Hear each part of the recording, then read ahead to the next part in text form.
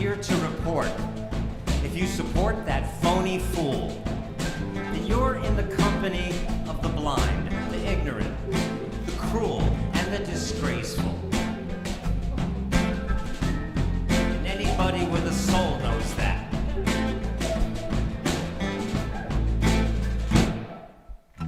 Make America great again. It's written on your silly red hat. Made you angry and afraid again, and somehow made you proud of that. It's disgraceful. And anybody with a soul knows that. Your pathetic patriotic drivel can't camouflage who you are. You expect me to be civil, but you're pushing me way too far. You're disgraceful. From now on, that's as civil as I get.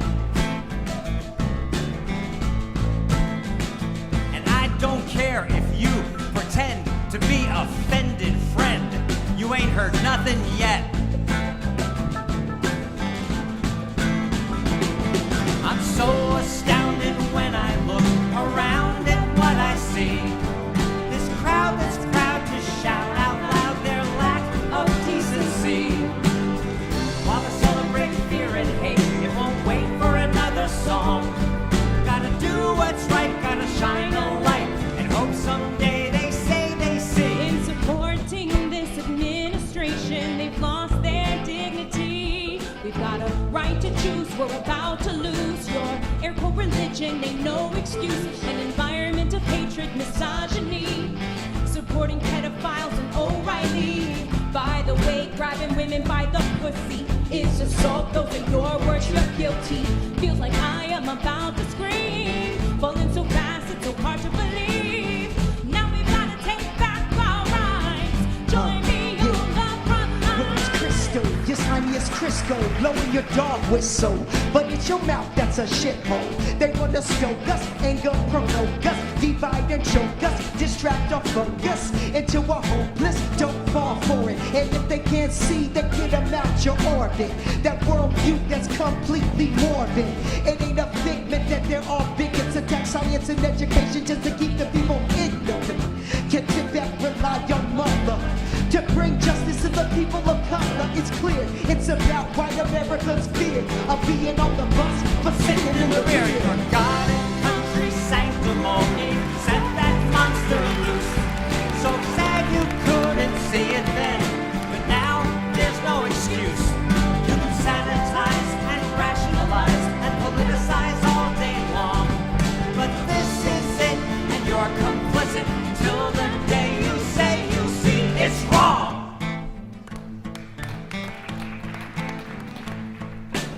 We should be better than that. Sing it with us. Sing it like you mean it. We should be better than that. Wanna stoke us, anger, provoke us, divide and choke us, Sing it loud. We should be better than that. By the way, grabbing women by the pussy Get up out is of your assault. seat if you Those are want. your words, you're guilty. We should be better than that. Now we can be better than that. Sing it. We can be better than that. Yeah, we got a choice. You have to speak up, got to use your voice. We can be better than that. Yeah, yeah, yeah, yeah. We can be Sing better it. than that. We can be better than that.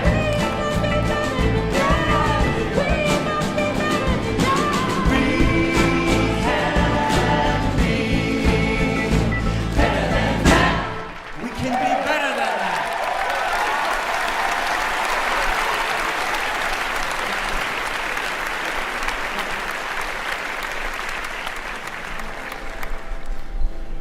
We can be better than this. We'd better be.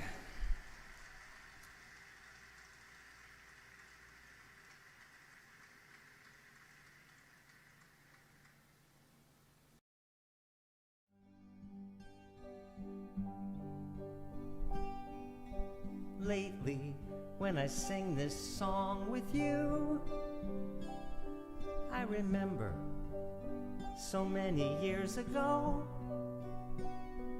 in another troubled time, this song was brand new, and we'd hear it playing on the radio.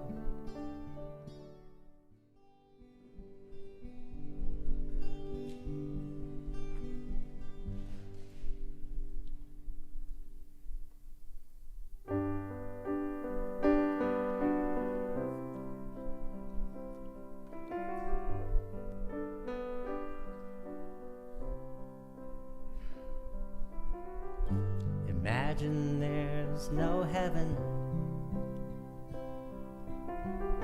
It's easy if you try. No hell below us. Above us, only sky. Imagine all the people living for today. Imagine there's no countries. It isn't hard to do. Nothing to kill or die for, and no religion too. Imagine all the people living life in peace. You may say I'm a dreamer, but I'm not the only one. I hope someday you'll join us, and the world will live as one.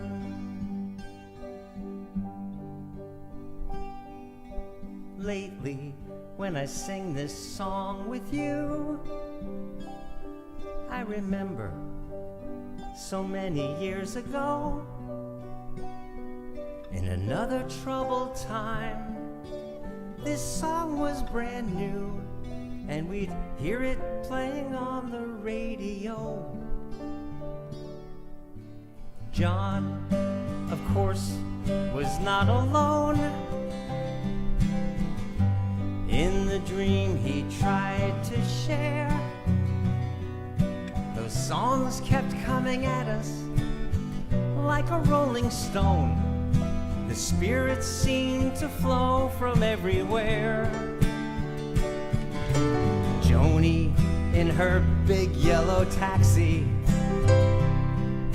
was asking us again to love the earth. Neil cried with us all in Ohio. Stephen shouted out to us for what it's worth. We'd crank the volume on the sound of revolution. Cat Stevens gave us a train to ride upon. Another brick in the wall was no solution. And Marvin asked us all to ask, what's going on? Some as kids, some of us as teens, some young women, some of us young men. Perhaps a trick of memory, but all my friends, it seemed, were singing songs of peace and love back then. We'd sing a moral tale of one tin soldier. We'd sing how love would always conquer fear. Those songs helped me believe as I got older. The road ahead for all of us was clear. It felt like everyone's heart was in tune, and that Imagine wasn't just another song, felt like all of my young friends believed it could be true. It breaks my heart to think that I was wrong.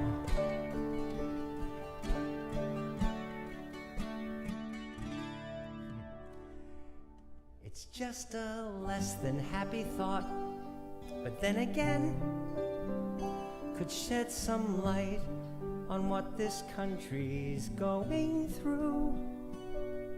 Only some of us meant it when we sang those songs back then, but it warms my heart tonight to see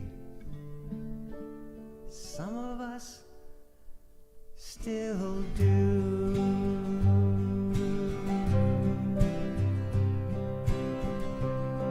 You may say I'm a dreamer,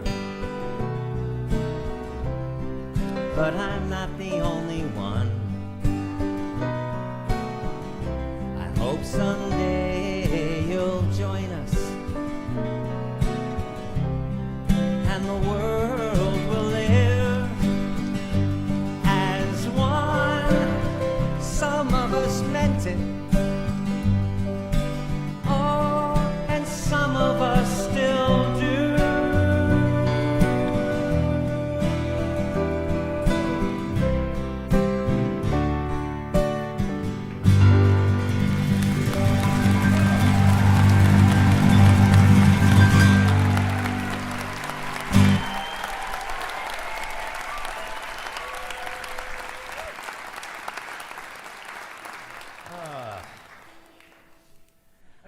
I should tell you guys,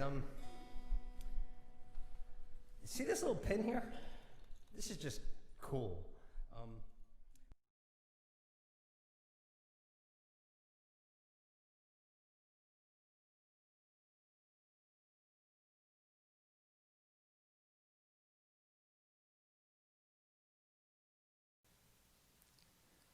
Well, okay. Here we are. Hang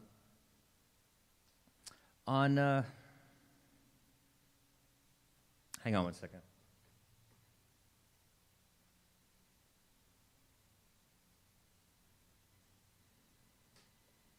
On the morning of September 11, 2001, I got up. I did my morning pages. I'm a morning person, so I did my morning writing to clear the cobwebs from my head. And I got a phone call from my sister, one of my 4 sisters, who at the time was living in Israel. She lived in Israel for 12 years. And I got a call from Patty. And she said, "Are you okay?" And I said, "Yeah, what's going on?" And she said, "Well, what's going on there?" I said, "Pat, I don't know what you're talking about." And she said, "Turn on your television."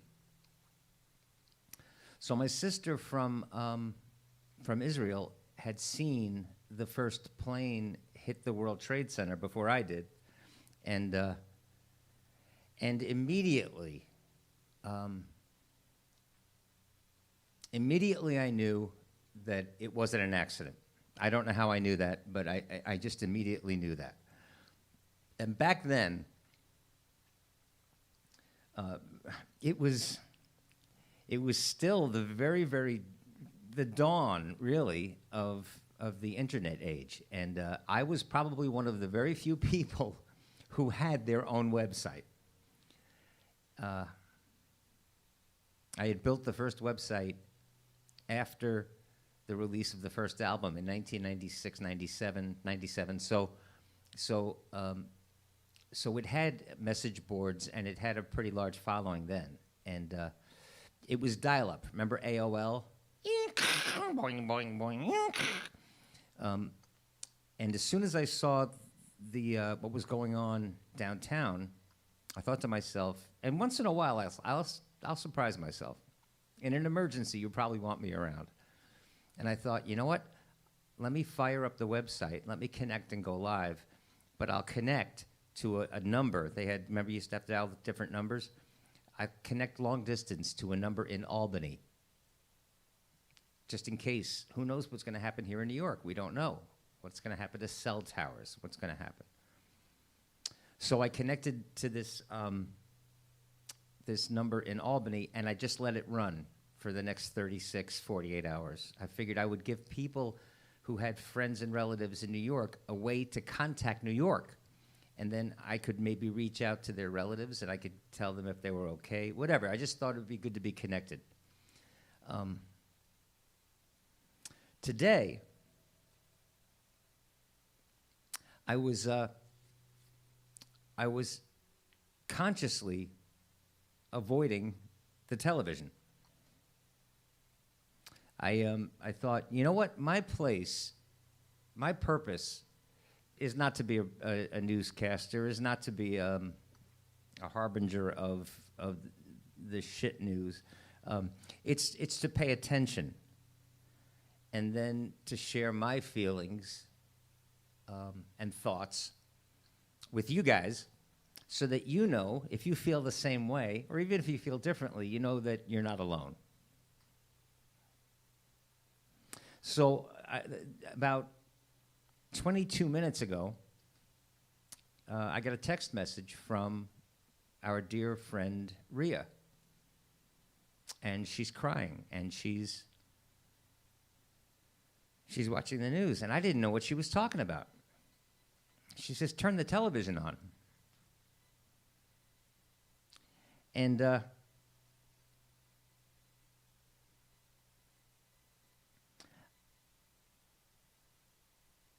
again, my purpose is not to react to what's going on in the world for you guys, not to grandstand and but to let people know they're not alone. And I'll tell you what happened. Right away, any songs that I had planned, anything I had planned was suddenly thrown up in the air. I don't plan anyway. And I thought, let me give you guys a place to go. Because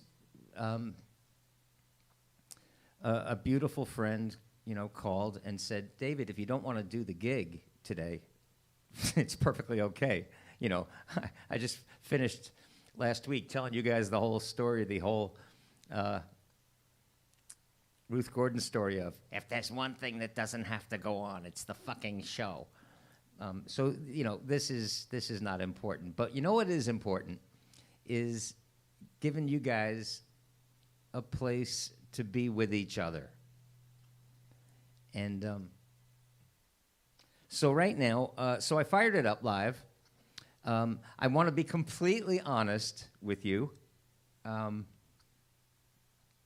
I write and I sing songs about peace and about reason and about harmony and about love and possibility.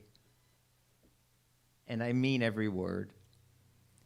But as a human being, as a man, I have a long way to go. And so when I turned the television on, I was instantly filled with disgust. Abject disgust. And I have felt that since 2015, since before those small-minded, stupid, misguided, fear-based, hateful, selfish human beings even put Donald Trump in our White House. Before then, I was feeling two things at the same time. Like a lot of you, I'm sure like most of you. I was feeling sadness, three things: sadness and disgust and anger, all at the same time.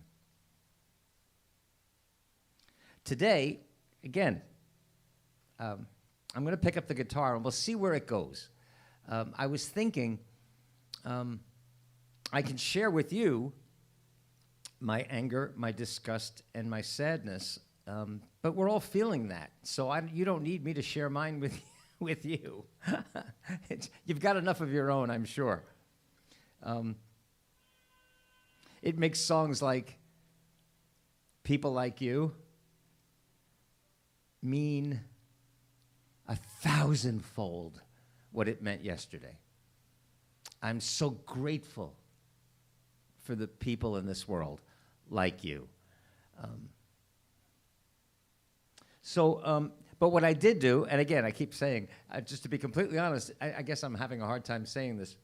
The first thing I did was I fired up the internet, I connected, and which I was going to have to do anyway.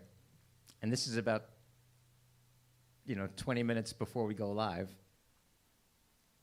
And before I even started the OBS program to start the show, I went right to Facebook. And I have told you guys about my experiences with people who I went to high school with, who we were young. And one of my closest friends, my best friend, coming out of senior year and into that first summer, and maybe a year or two after, was a guy named Donnie Carlson. And you've heard the name because you've seen the interactions that I've had with this Trump-loving, small-minded dickhead.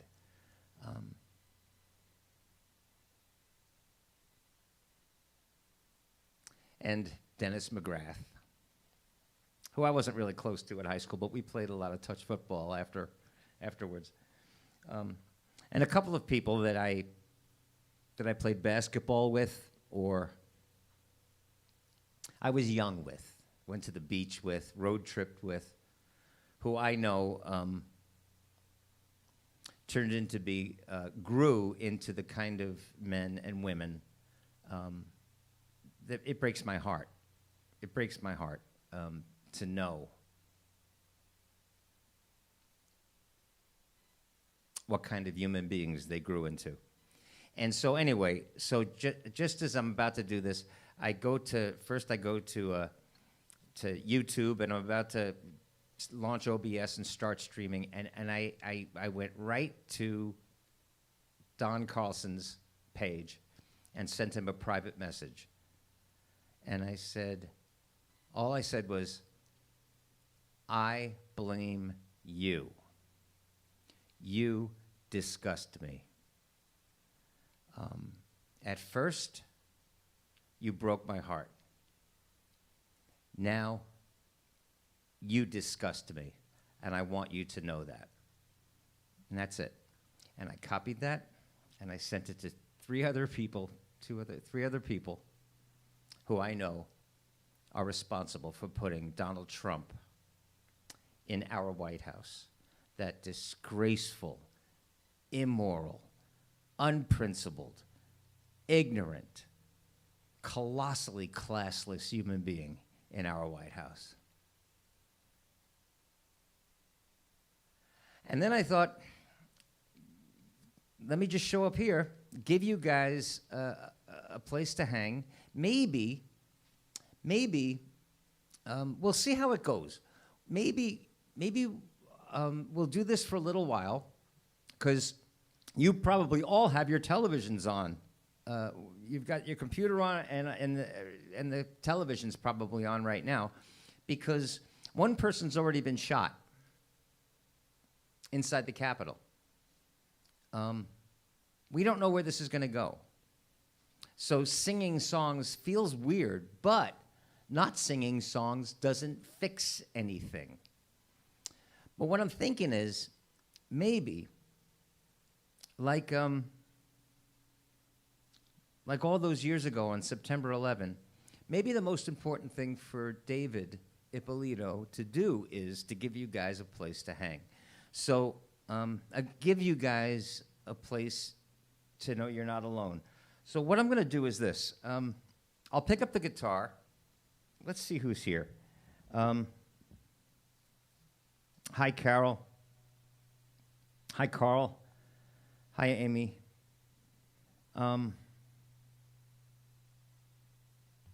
Asaf just won. Okay. Okay, so, hey, Paul. So, hi, Stephen, out on Long Island, and Zoe.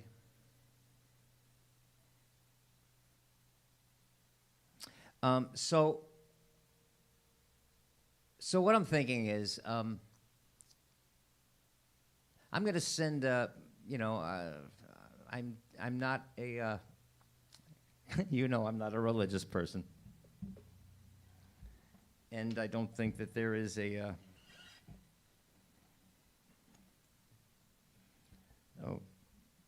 white man with a beard, a deity in the clouds with a penis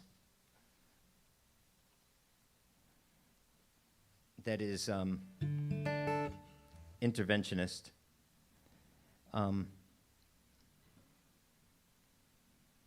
But I'm sending any kind of, if it's humanly possible, I don't know.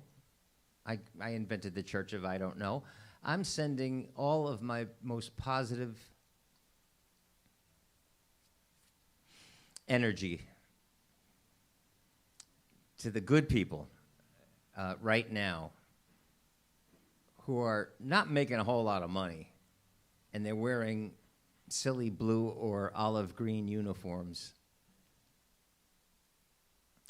and they're wearing riot gear, and they're wearing masks, and they're carrying weapons, and they're afraid.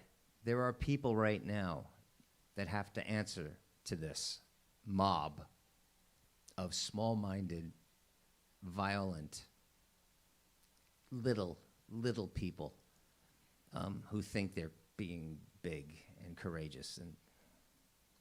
But there are men and women in uniforms right now that have to go answer this and have to somehow put down this insurrection. And most, if not all of them, are afraid right now. So I'm just sending a little energy to them.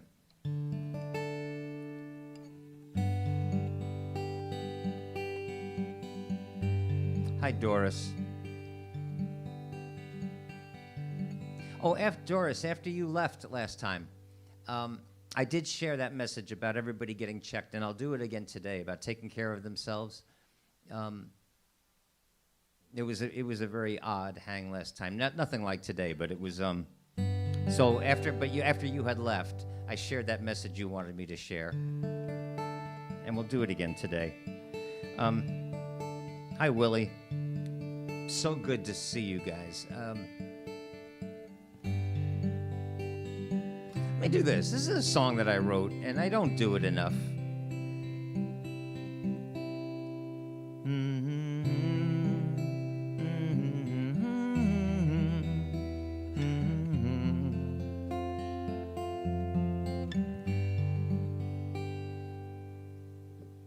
What we want might lie across an ocean, while what we need stands beside us on the shore.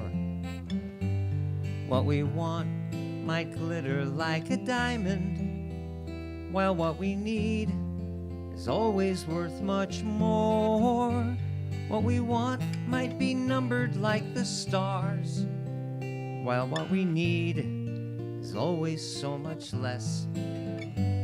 What we want might be right behind the answer no, while what we need is always holding hands with yes.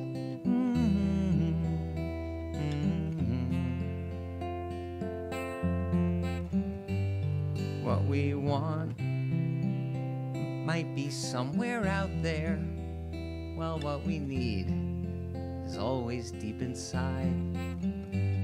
What we want might be an illusion, while what we need can never be denied.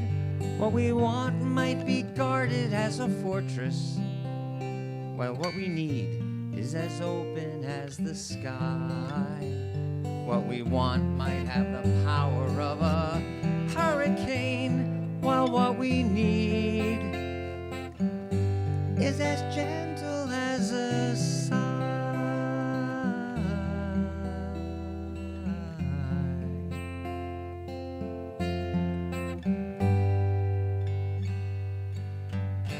What we want shoots like a rocket through the heavens, while what we need floats like a balloon. What we want might flash like lightning. What we need shines as softly as the moon. What we want might be massive as a mountain, while what we need is as tiny as a bird. What we want might take a lifetime to explain, while what we need can be said with just one word.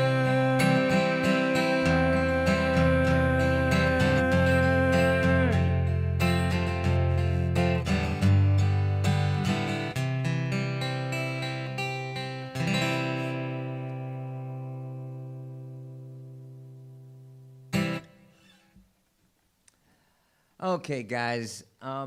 Did I see, is Brandon even here? I don't even know.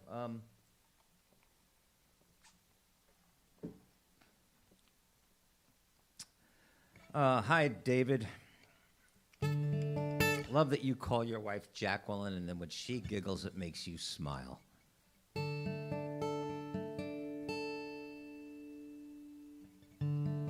Thanks for being here, Brandon. Oh, listen, by the way, I wanted to ask, we had a crasher after you left, the last couple of times. And one of them, their screen name and little icon or avatar or whatever you call that is 45. So I'm assuming it's a putrid Trump supporter who thinks he's clever, he or she. But so I went in, the last couple of times I went in and I removed the comment, and then you can put them in like some kind of a timeout for 2 minutes, but I could not see how to just remove them and block them. So you'll have to show me how to do that, or I should just look it up. But all week I've been going, I got to ask Brandon how I just eject those people from our orbit. It was on YouTube. On YouTube.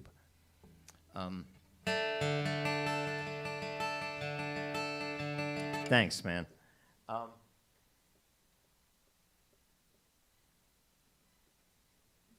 Anyway, let's do this. Let's just do a song.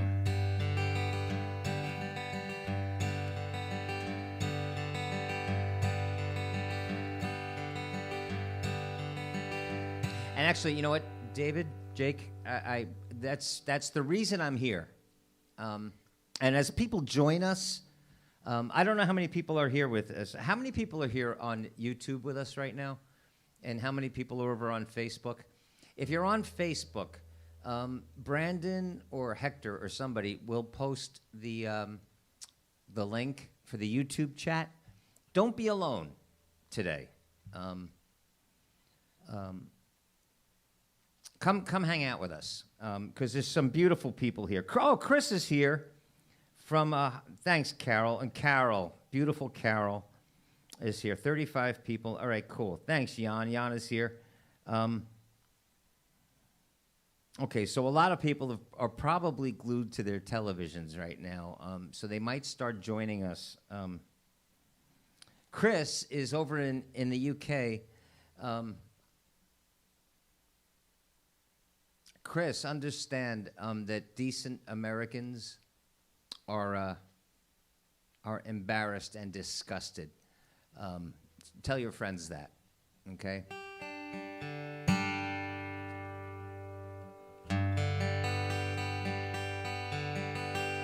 Dean. Good call, man. Hi, Andrea.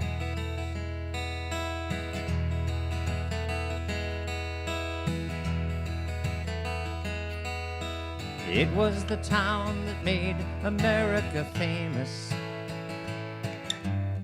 Huh.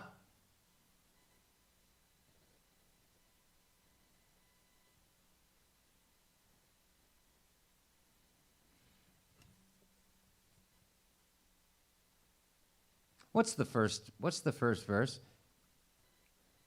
It was the Is that the first verse?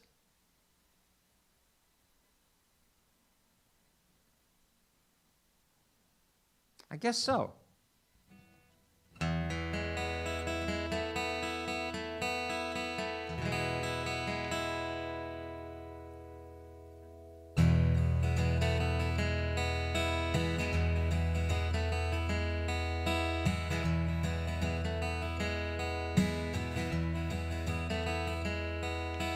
It was the town that made America famous. No.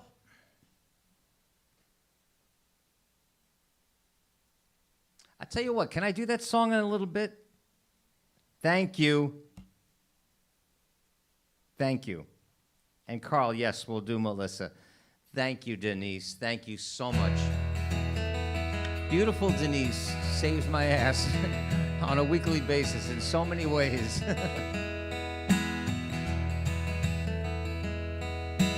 It was the town that made America famous. The church is full and the kids all going to hell. 6 traffic lights, 7 cops, and all the streets kept clean. The supermarket and the drugstore and the bars all doing well.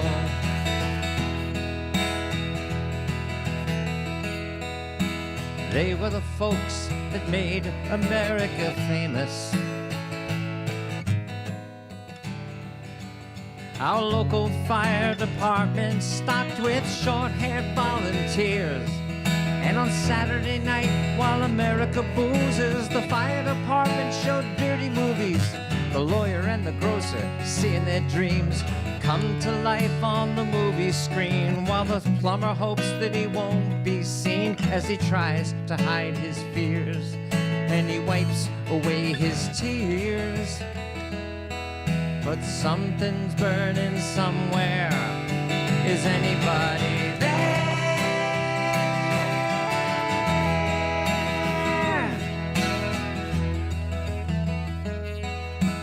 We were the kids that made America famous. The kind of kids that long since drove our parents to despair. We were lazy long hairs dropping out, lost, confused, and copping out, convinced our futures were in doubt, and trying not to care.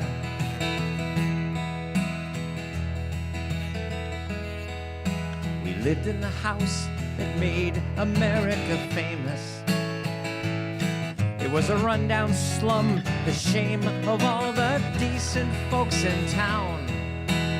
We hippies and some welfare cases, crowded families of coal black faces, trapped inside some cracked old boards, the best that we all could afford, but still too fine for the rich landlord to ever tear it down. And we could hear the sound of something burning somewhere. Does anybody care?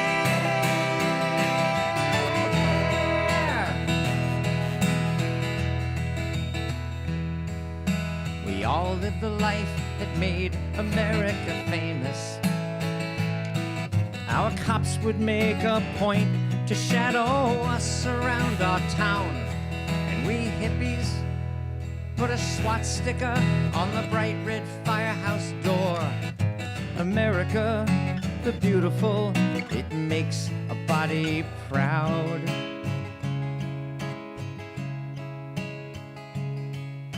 But then came the night that made America famous, Was it carelessness or someone's sick idea of a joke? In the tinderbox trap that we hippies lived in, someone struck a spark. At first I thought that I was dreaming, then I saw the first flames gleaming and heard the sound of children screaming coming through the smoke. And something's burning somewhere. Is anybody there?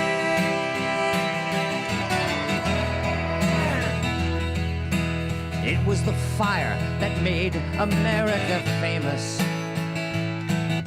The sirens wailed and the firemen stumbled sleepily from their homes. But when the plumber yelled, "Come on, let's go," they saw what was burning and said, "Take it slow, let them sweat a little, they'll never know. And besides, we just cleaned the chrome." Said the plumber, "Then I'm going alone."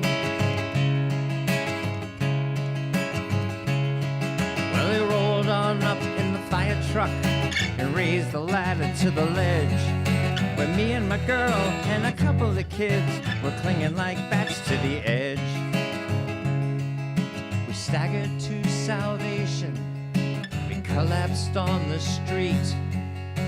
And I never thought that a fat man's face would finally look so sweet.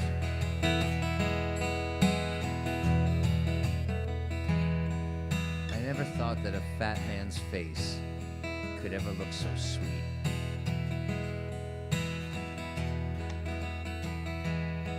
I shook his hand in the scene that made America famous, and he smiled from the heart that made America great. We spent the rest of that night in the home of this man that we'd never known before.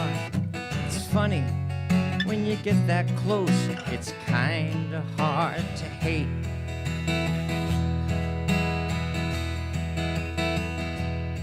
I went to sleep with the hope that made America famous. I had the kind of a dream that maybe there's still time to teach in school of the America that made America famous. And that people just might understand that how together, yes we can, create a country better than the one we have made of this land. We have the choice to make each man who dares to dream, reaching out his hand, a prophet or just a crazy damn dreamer, or a fool, yes, a crazy fool. But something's burning somewhere. Is anybody there? Does anybody care? Is anybody there?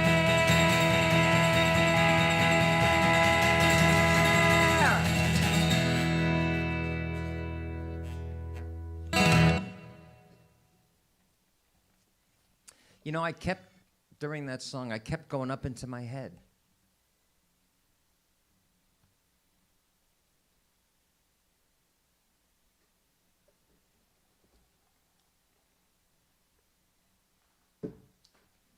Oh boy.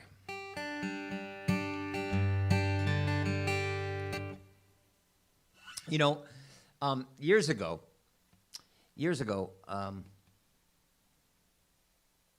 I remember.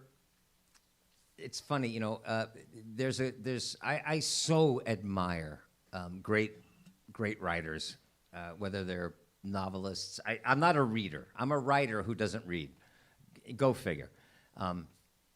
But you know, when I have read magnificent works like The Grapes of Wrath, or anything by Steinbeck, or and the wonderful play Inherit the Wind, and there's a great concept in that about people who have grown apart. I think about, you know, guys I went to high school with and how they could become Trump supporters, these church-going, right-wing, small-minded, pissant people that have me so disgusted right now. and how I could grow into the kind of man that I am and hang out with people like you. It's remarkable, but there's a line when this woman says to the Henry Drummond character that's played by Spencer Tracy in the film, and she says, "Henry, we used to be such good friends. You've drifted so far away from us. Why?" And he said, "Well, all distance is relative. Maybe it's you who've moved away from me by standing still." And so years ago, in fact, when I ask about songs that maybe you guys want to hear, and this is long before there was an insurrection in Washington D.C. Like it was this morning or yesterday, Denise had asked for a song that I wrote about two people who who are pretty archetypal of where I was raised. They were an Italian-American suburban family, and these two people were such a right-wing Roman Catholic suburban cliche that it had me shaking my head, and so things would come out of their mouth. I guess because I had already started to grow into a different kind of man, and things would come out of their mouth, and my jaw would just drop, like the audience in the film The Producers when they're watching Springtime for Hitler. I would just, and so she asked for a song that I'd written back then and did at Merkin Concert Hall. There's only one recording of it, and it's live at Merkin Concert Hall. It's on the live album, which really doesn't exist anymore. But the song is called "Never Seen the Likes of You." And I thought, you know what? Hang on a second, because I wrote a couple of new lyrics.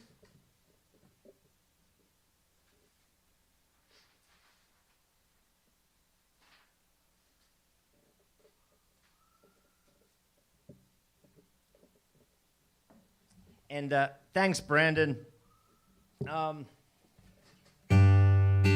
Yeah, I figured for the newcomers that just arrived, listen. Everybody's got a TV on over there, and they're hanging out with us here. So please, if just know that I'm doing this because not doing it doesn't fix anything.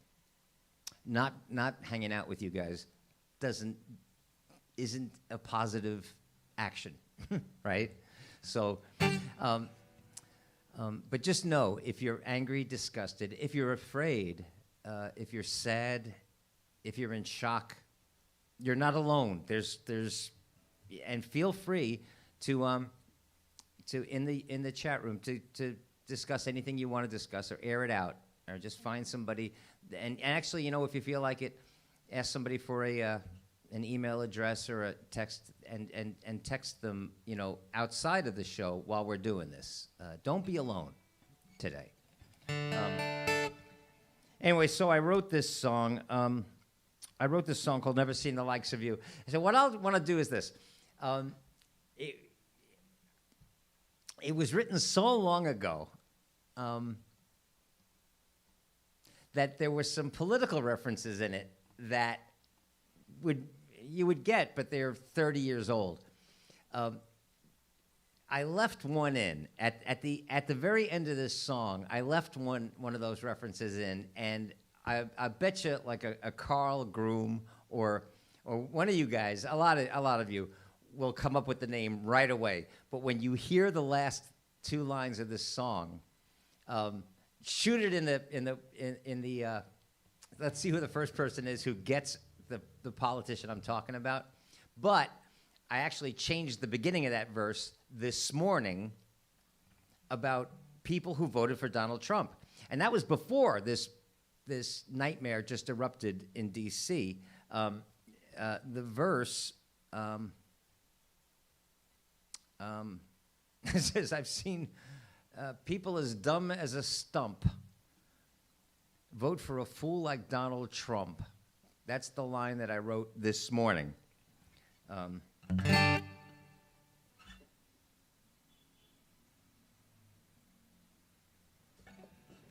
We'll see where it goes.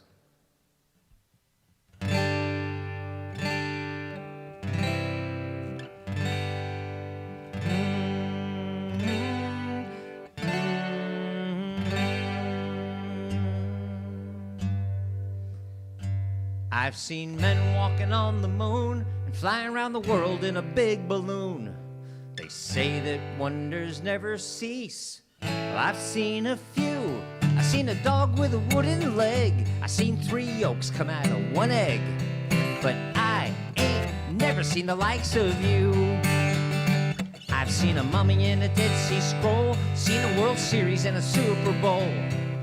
When I shook hands with Willie Mays and Elvis too, I met an angel that had no wings. I've met beggars and I've met kings, but I ain't never met the likes of you.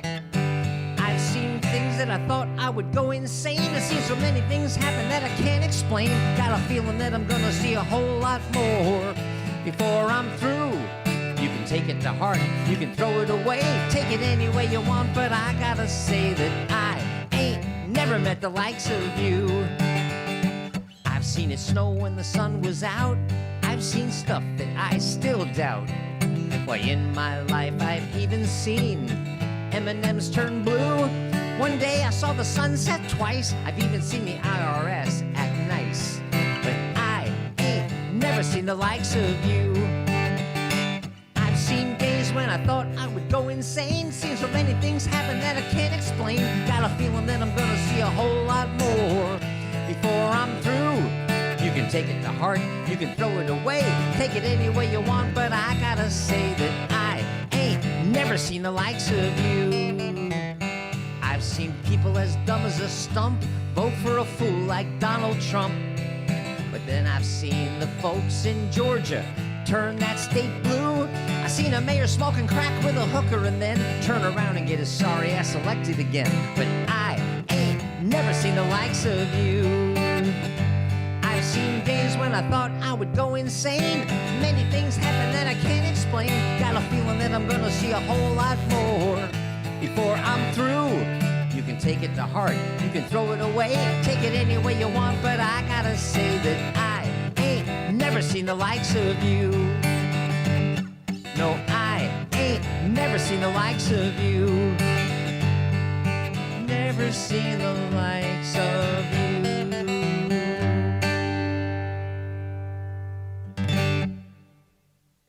Anybody? I seen a mayor smoking crack with a hooker and then turned around and get his sorry ass elected again. Anybody? A lot of you are probably going, oh yeah, who was that guy? Oh fuck, he was the mayor of D.C., of Washington, D.C. Right? Getting close. Getting close, not Barry, who was the mayor of D.C. No.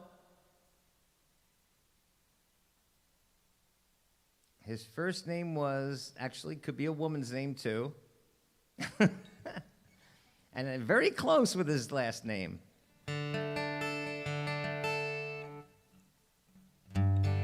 But isn't that something? I wrote that verse this morning. I've seen people as dumb as a stump vote for a fool like Donald Trump.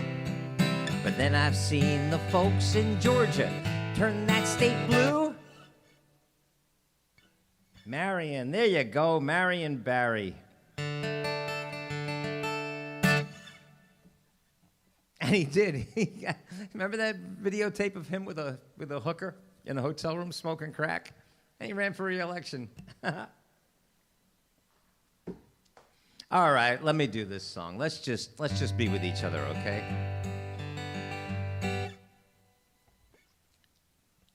Let's just be with each other. See him wasted on the sidewalk, in his jacket and his jeans, wearing yesterday's misfortunes like a smile. Once he had a future full of money, love, and dreams that he spent like they was going out of style. But he keeps right on changing for the better or the worse, and he's searching for a shrine he's never found. Never knowing if believing is a blessing or a curse, or if the going up is worth the coming down. He's a poet, he's a picker, he's a prophet, he's a pusher, he's a pilgrim and a preacher, and a problem when he's stoned.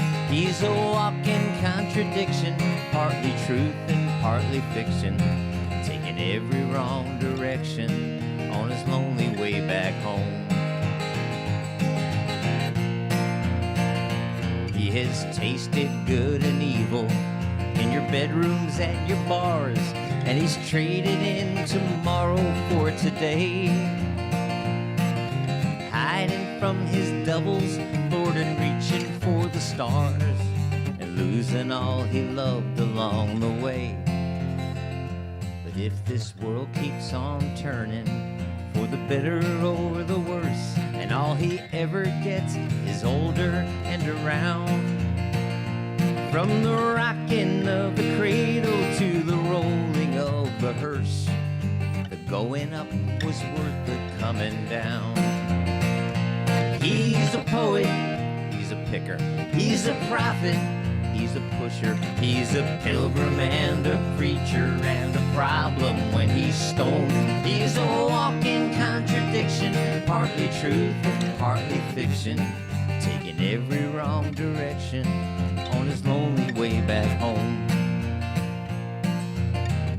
Life's full of wrong directions on the lonely way back home.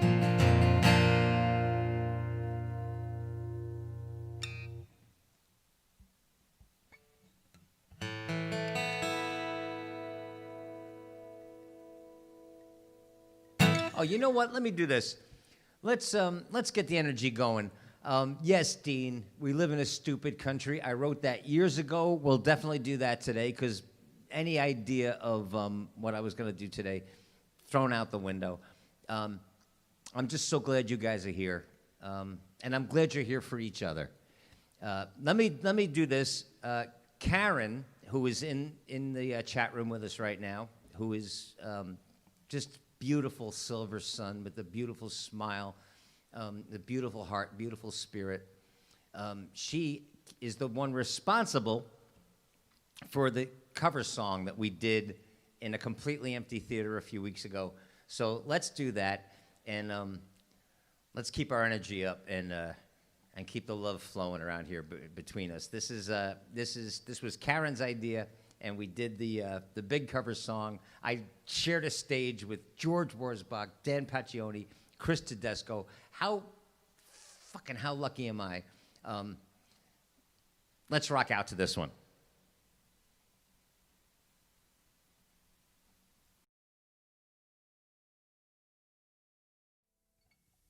You guys ready? I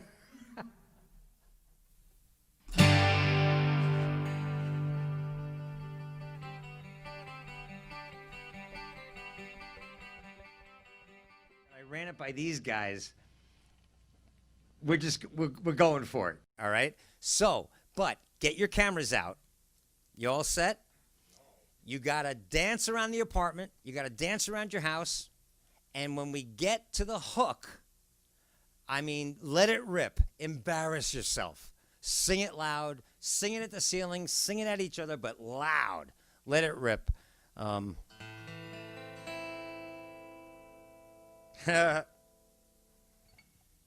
guys ready?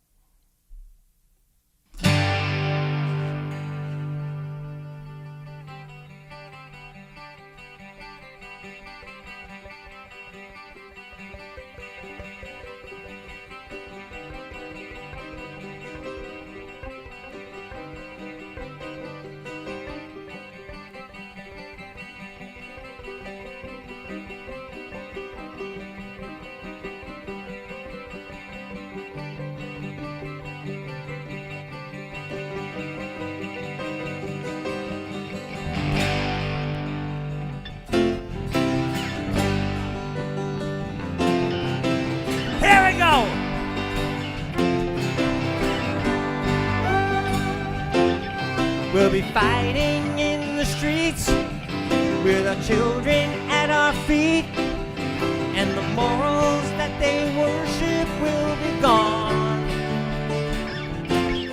And the man who spurred us on, sitting judgment of all wrong, they decide, and the shotgun sings the song. I tip my hat to the new Constitution, take a bow for the new revolution, smile and grin at the change all around, pick up my guitar and play just like yesterday. Then I get on my knees and pray. You guys, home, sing it! We won't get fooled again.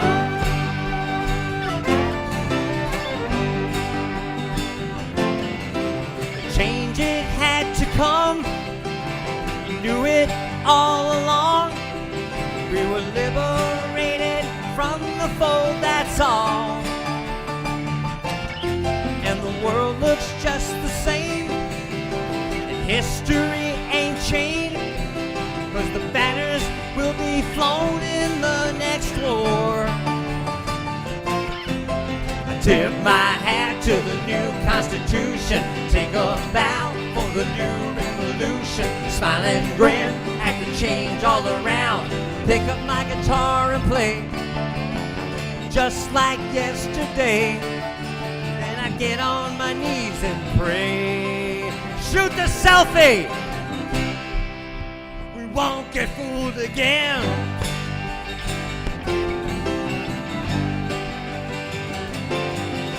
I pull myself and my family aside. If we happen to be left half alive, I get on my papers to smile at the sky, 'cause you know that the hypnotized never lie. Do ya?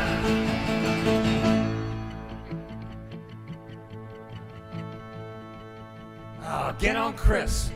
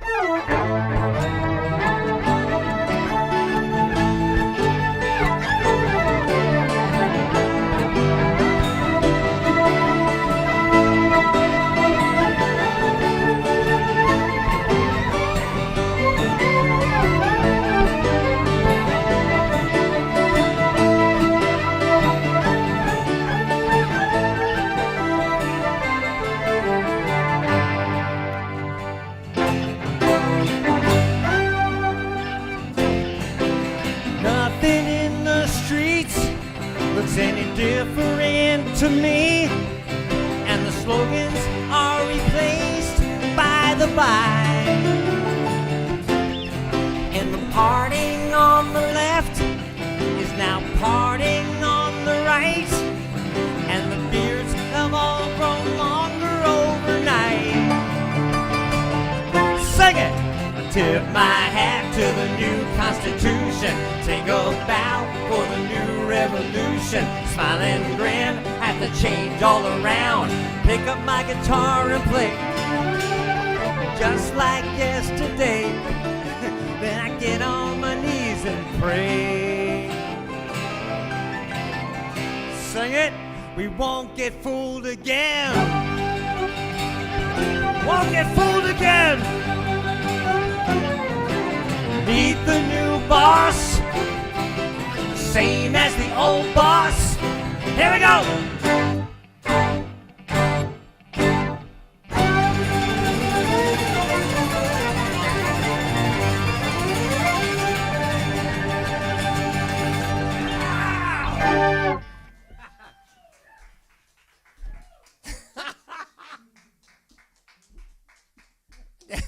The acoustic folk version of The Who. You know what? Let's do just a couple more songs. Where's Denise? Denise, get up here.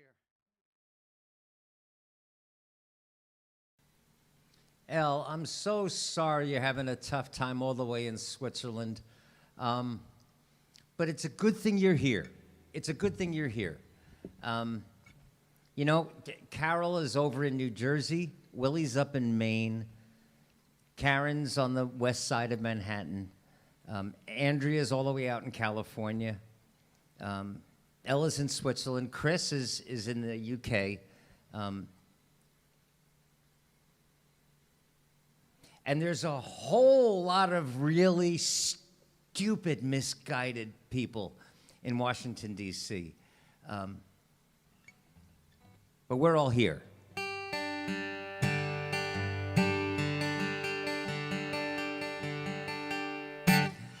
And I got to tell you something. Let's do this song. Oh, by the way, Marcy and Stuart. Are Marcy and Stuart here? Oh,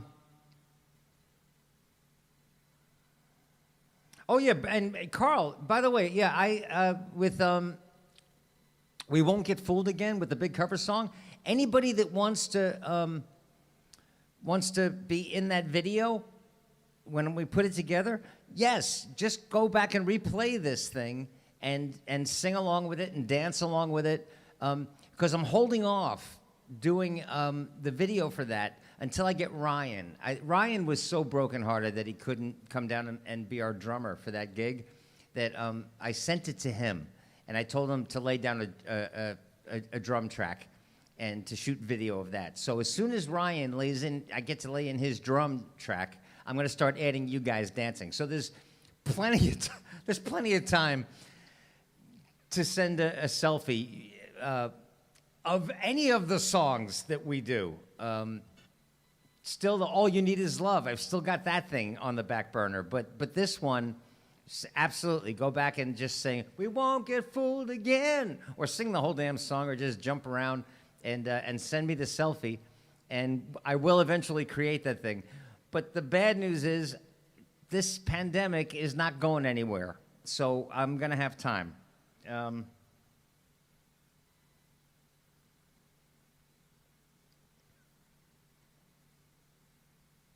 Oh, okay, good. Thank you so much.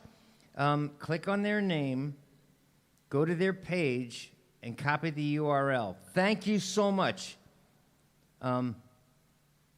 Thanks, Brandon.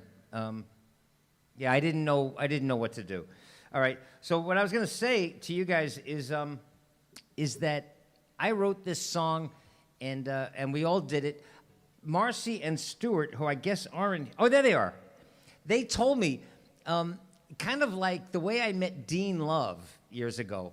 My brother Dean here, is that I wrote the wrong lyrics. I wrote a song, and in the song, I wrote that Walter Cronkite, if Walter Cronkite could come back from the dead, he would be dismayed at the state of the American news media. And I get an email from a guy who I don't know, a documentary filmmaker, and he says, I actually work with Walter. He's alive. I was like, oh. So I didn't know. So I changed the lyric. Then when Walter was finally decent enough to pass on, I changed the lyric back. But I wrote it not knowing he was still alive. Well, I wrote this next song, and I don't know where I got the, I think I was reading an article that was a recap of of 2020. And in the article, in the New York Times, which always makes me sad, in the article, they had printed the wrong month of the death of Ruth Bader Ginsburg. And not thinking, I just took that fact out of that article and put it in the song. Marcy and Stewart just said, David, she died in September, so we fixed it. But I have to tell you this. Oh, good night, Cheetah. Oh, so long, Brandon. Thanks so much, brother. Yeah, man. Thank you. Just thank you. Another guy that I wrote People Like You about.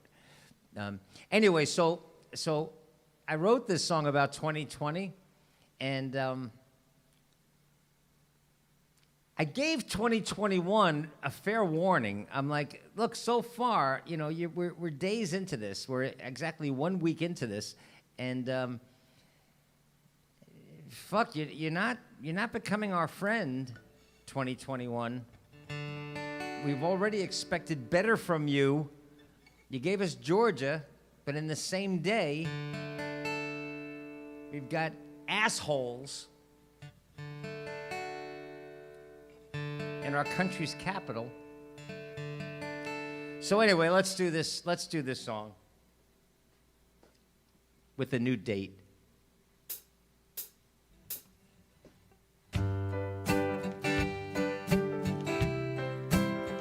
Please sing it with me.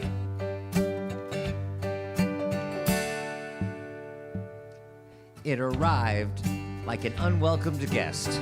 2020, But how unwelcomed, nobody could have guessed.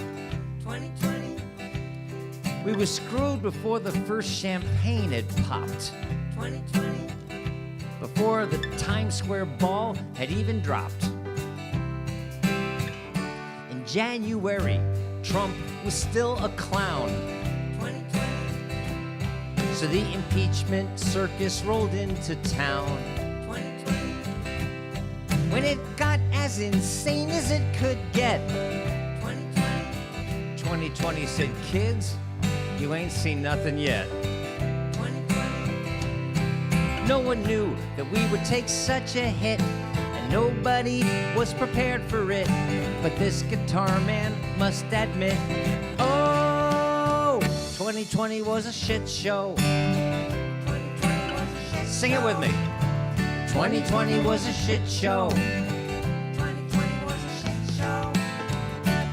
Once COVID-19 took the world by storm, 2020 was a shit show. living the movie Home Alone became the norm.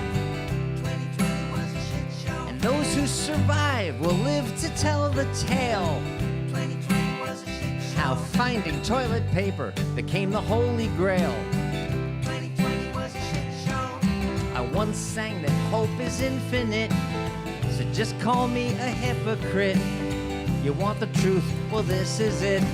Oh, 2020 was a shit show. 2020 was a shit show. Oh, 2020 was a shit show. 2020 Then was a thanks, shit Marcy show. and Stewart.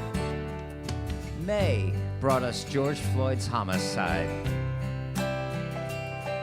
In September, Ruth Bader Ginsburg died. The November election was a nice reprieve. But now that ass clown says he still won't leave. You know, I don't like this one bit. Trump supporters are all full of shit. And this song is dead ass accurate. Oh, 2020 was a shit show. 2020 was a shit show. Oh, 2020 was a shit show. 2020 was a No shit Broadway theater when this virus raged through my hometown. show.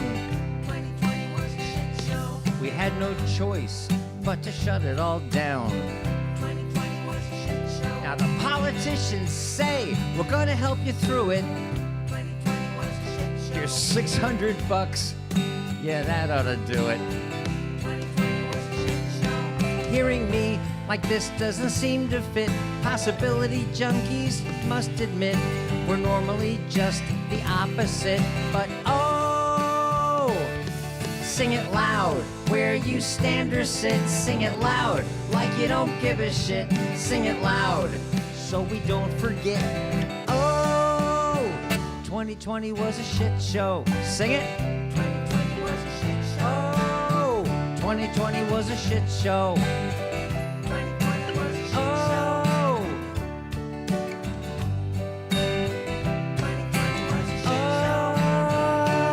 Oh, shit.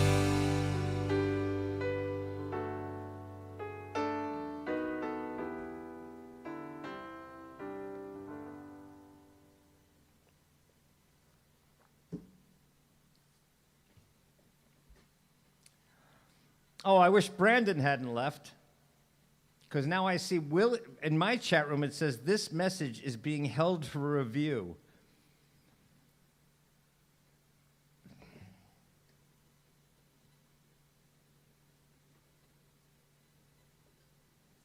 Why? Because it said shit show? That's the name of the song. YouTube, by the way, YouTube's getting very sophisticated. The robots actually recognized Won't Get Fooled Again. Our cover of it, it recognized that it was a song written by somebody else. Now, how the technology is getting very sophisticated, so I have to talk to this this friend of mine. I'm stuck between a rock and a hard place because it's that guy Bill Reed, who's a wonderful guy, and I went to high school with him. He goes all the way back to St. Rayfield, to my elementary school. Bill Reed, William Reed. And he's by profession, he's a copyright attorney, but he's also a novelist. And he sent me his novel, and I'm not a reader, and I love his writing style. And I've gotten about a third of the way through the book, and it's really engaging, but I don't ride the subway anymore, so I'm not the guy that sits down and reads. And he gave me his book a year ago, and I haven't read it. But I really have to talk to him or some copyright attorney about clearing up this YouTube thing, because I can't monetize my channel if it thinks that I'm doing copyright violations every show. And every single time that I play Singing in Central Park or wherever I might land, it gives me a copyright violation, so it won't allow me to monetize these shows. So I'm kind of fucked. And I know I have to somehow contact YouTube and inform them that this channel, this YouTube channel, is my property, and that the songs that I play on it, the recordings that I play on it, are mine. That I am David Ippolito, but that contract goes to CD Baby. Now, I'm not alone. There are thousands of people who have been through this, but I just don't, my head hurts when I do this stuff, and I got to contact Bill or somebody to do this for me, because I've been talking about it for months, and I just don't do it.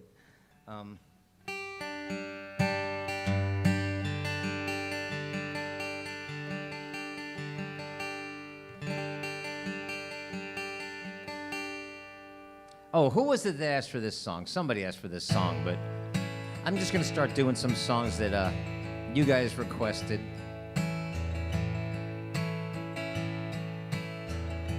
I hope this hang is just giving you guys a little place to go as a distraction. And miles from nowhere, guess I'll take my time. Oh yeah, to reach there. Look up at the mountain, I have to climb. Oh yeah, to reach there.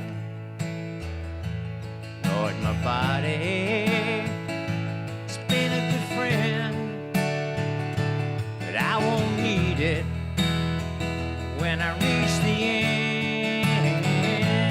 Miles from nowhere, yes, I'll take my time. Oh yeah, to reach there. I'll reach through the valley and I grope through the woods, 'cause I know when I find it, my honey, it's gonna make me feel good. I love everything, so don't it make you feel sad? 'Cause I think to you, my baby, I think to that, I think to that.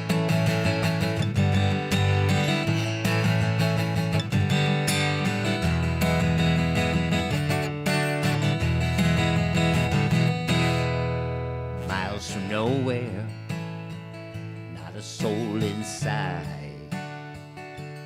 Oh yeah, but it's alright. I have my freedom. I can make my own rules. Oh yeah, the ones that I choose. Lord, my body, it's been a good friend, but I won't need it when I reach the end. Miles from nowhere, guess I'll take my time.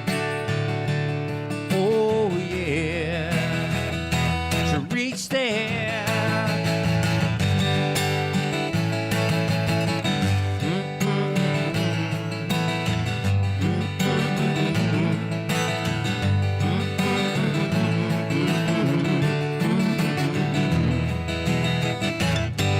I love everything, so don't it make you feel sad? 'Cause I drink to you, my baby, I think to that, I think to that. I think to that.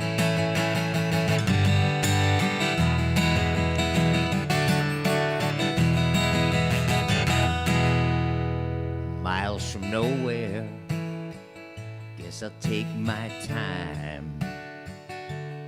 Oh yeah, to reach there.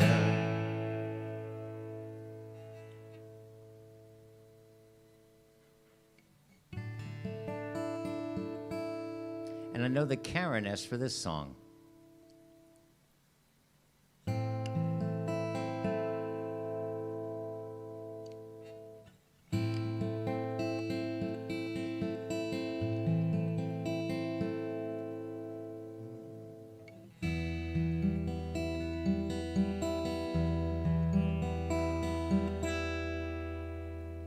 The perfume that she wore was from some little store on the downside of town, and it lingered on long after she'd gone.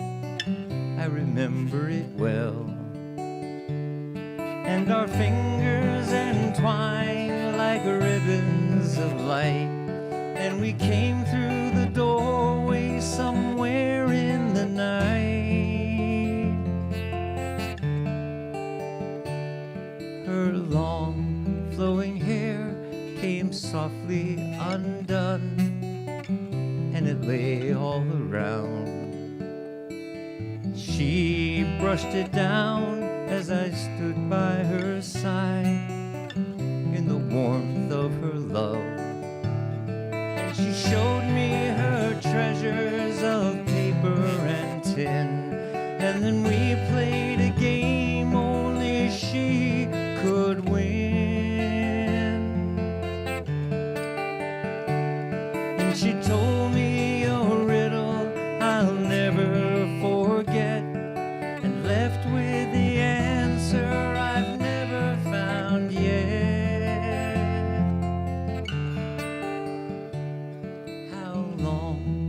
said she, can a moment like this belong to someone? What's wrong, what is right, when to live or to die? We must almost be born.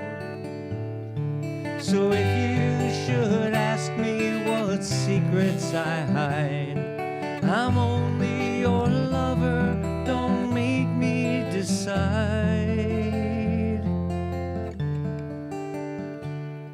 The perfume that she wore was from some little store on the downside of town, and it lingered on long after she'd gone, if I remember it well.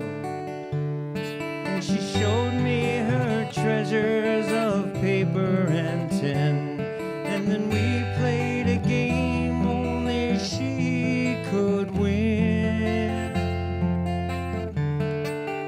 And she told me a riddle I'll never forget, and left with the answer I've never found yet. The perfume that she wore was from some little store on the downside of town, and it lingered on long after she'd gone.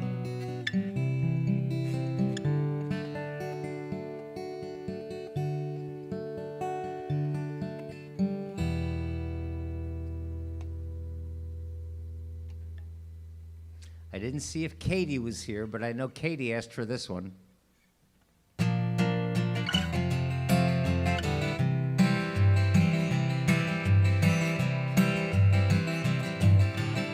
It's a song that I wrote and took me by surprise. Little Jenny's sitting in her favorite coffee shop. She always tries to get the window seat. Nearly every day she reads and writes her poetry, but secretly she's hoping that there's someone she could meet, until a man sits down across from her. She's too shy to look. She glances maybe once, then disappears behind her book. There's a lot of lonely people in this town, and if you haven't seen them, you just haven't looked around. There's far too many hearts lying in the lost and found. There's a lot of lonely people in this town. It's Friday night, so Jimmy's heading to his favorite bar. He tells himself he'll have a few cold beers. Then at closing time, you'll find him drinking with the boys, who are always glad to welcome him. They're glad that Jimmy's here, 'cause he jokes about the loves he's lost, the chances that he's blown. He flirts with women far too young and always leaves alone. There's a lot of lonely people in this town.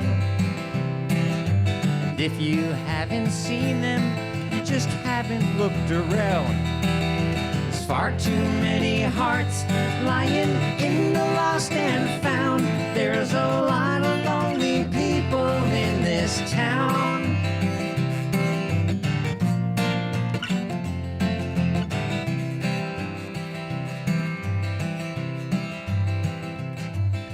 I never knew what lonely was. I never thought I would, until it ended. She went away. To everyone that knows me now, I know I look the same, as I'm going through the motions of living every day. And every day it isn't long before the aching starts. So you can count me now among a million aching hearts. Now there's one more lonely person in this town. believed it till my world came crashing down. Just another heart lying in the lost and found. Now there's one more lonely person in this town. There's a lot of lonely people in this town.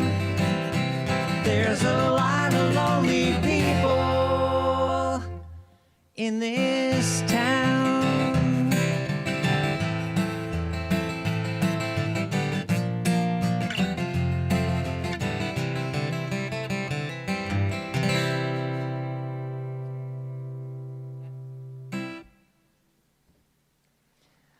By the way, Jake, thank you so much for, you always, the next day after one of these gigs, Jake will just post a little something sometimes on Facebook, and it makes me smile that the next day the show isn't forgotten, or that a song kind of lingered, or something that was said on the gig, during the gig, stayed with somebody. And I got to introduce to you guys last week a fellow songwriter named Mark Aaron James, and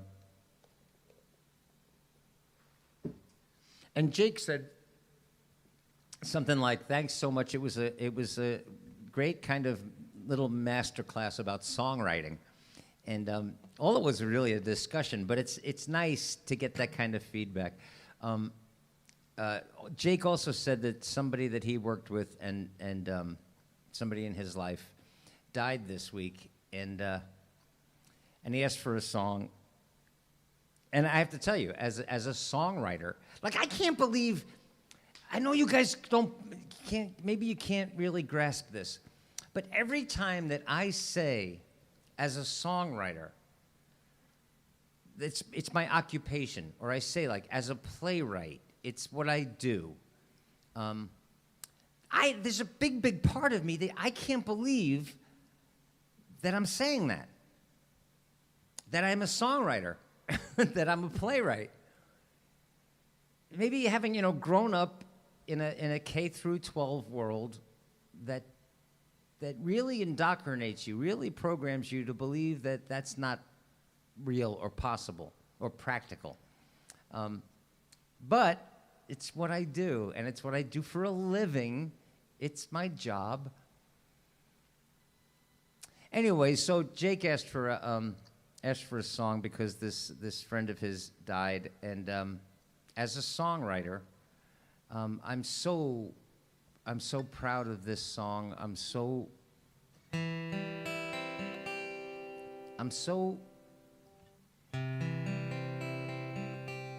it feels so good to get to share this with somebody that it might mean something to. Because I mean this sincerely, this song.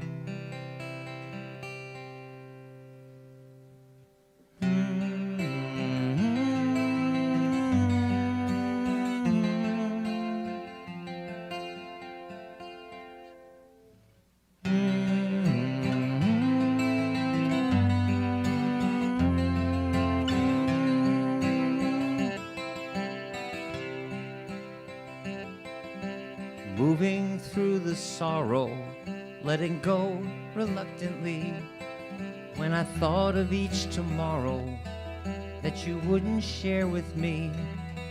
Some said you're in a better place to help them face the fact that you were gone, that you moved on. But I tell them I know better, because almost from the start I knew there was no better place for you than in my heart. Still they said nothing lasts forever, everything must have an ending like a song. But I know they're wrong, though some may think it's poetry. One amazing truth I've found, in the most real way, you're here today. If I just look around, I saw you here today, and you caught me by surprise. I was hanging with our friends, and I could see you in their eyes. We all laughed when we remembered things you used to say, and it's okay, 'cause you weren't far away. I saw you here today.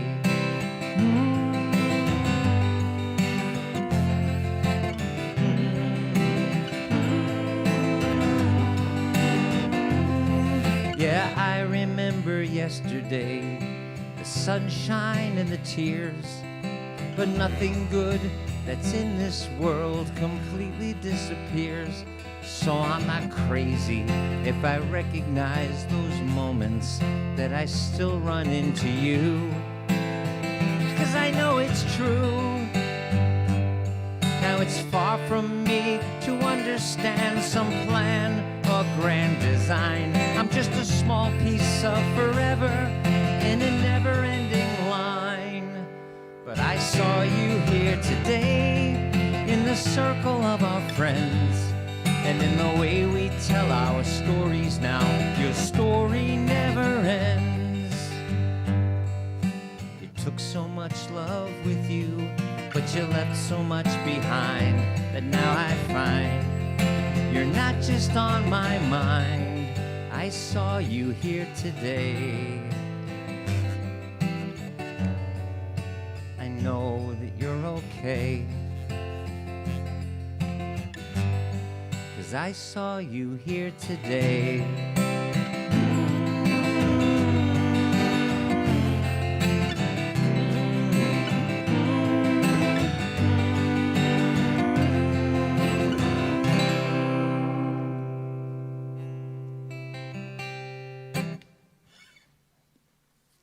Oh, good night, Chris, in England. Oh, good night, Carl. And listen, Carl and I hang out, and we have some mutual friends. Would you please tell the kids that I miss them, and that if it wasn't for this, happening at the same time, that I would love to hang out with those guys too. They're another group of people that hang out online, and I do miss them. Just if Carl is still here, just pass that on for me.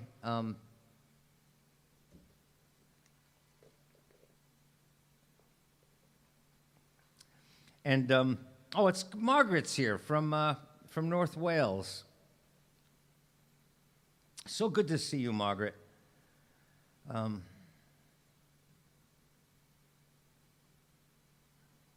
you guys?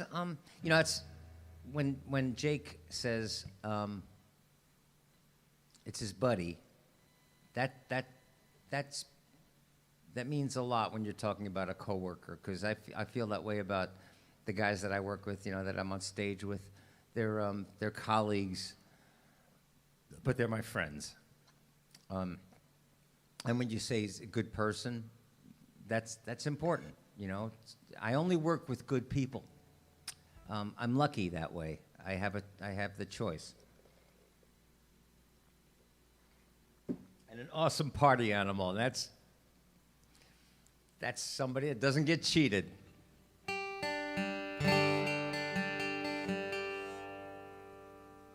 Let's do this.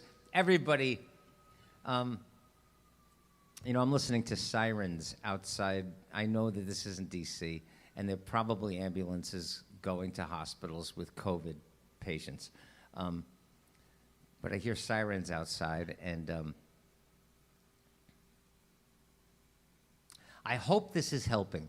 I hope you guys realize, and I know you do. I'm saying this more for myself, that I'm not doing this to ignore what's happening in D.C. But not doing this doesn't help anything. So I'm glad we're here together. Oh,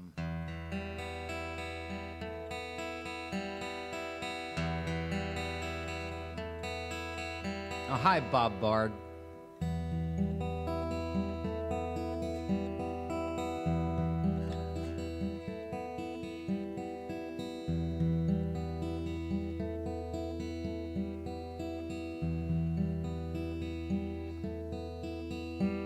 Let's do this. Would you, just to help each other out here, is Rhea here? Rhea is, you know, it's one of the. I wouldn't say it's a deficit or it's a one of the downside. It's one of the good things. It just happens to be one of the challenges about being someone like Rhea or Elle or Jake or Karen or Allie or Bob or Carl or me or Dean or Duval or anybody that's Allie, anybody that's hanging out is oh, hi, Amy. Amy, I sent an email to Jess this afternoon. Could you check and just see if she got it? Right? You guys are quarantining together. So could you just ask her if she got the email from me? And actually, she can answer me right now if that's cool. And if she didn't get it, this is, by the way, Amy is in Austin, Texas, and Amy's daughter is our young 15-year-old songwriter friend.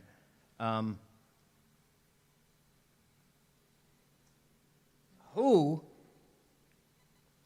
made her New York City debut in Central Park with a guy that used to play in Central Park, a guy named That Guitar Man from Central Park a few years ago. There was this guy out there by the lake, and he invited her to get up and sing one of her original songs. Oh, she did. Okay, good. I didn't get the email, so good. Okay, so guys, that means on Saturday, if the nation is not in the midst of a all-out civil war, which actually, even if we are, I don't give a fuck. We'll meet back. We'll do our Zoom thing. Last weekend, our musical guest was Mark Aaron James. Well, this Saturday, I just got the confirmation with a resounding yes that our musical guest is going to be Jessica Cohen, so from Austin, Texas. So you guys, right now, write it on the back of an envelope, leave it on your desk, put it on your calendar. You guys show up for It's Just Us on Saturday. And no matter what the fuck is going on in Washington, D.C., you're going to smile.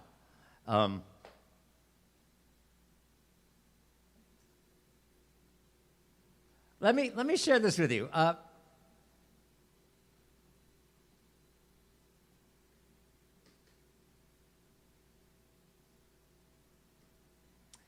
Jessica, besides singing in Central Park with me, that same year, the Cohens came all the way up from Austin, Texas for the Something Annual year-end concert. And that's her.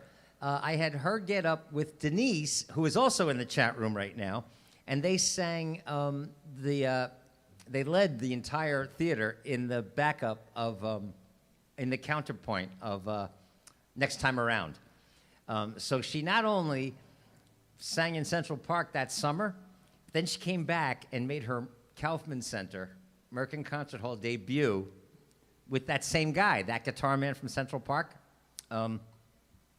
So she's going to be the musical guest this Saturday. Very cool.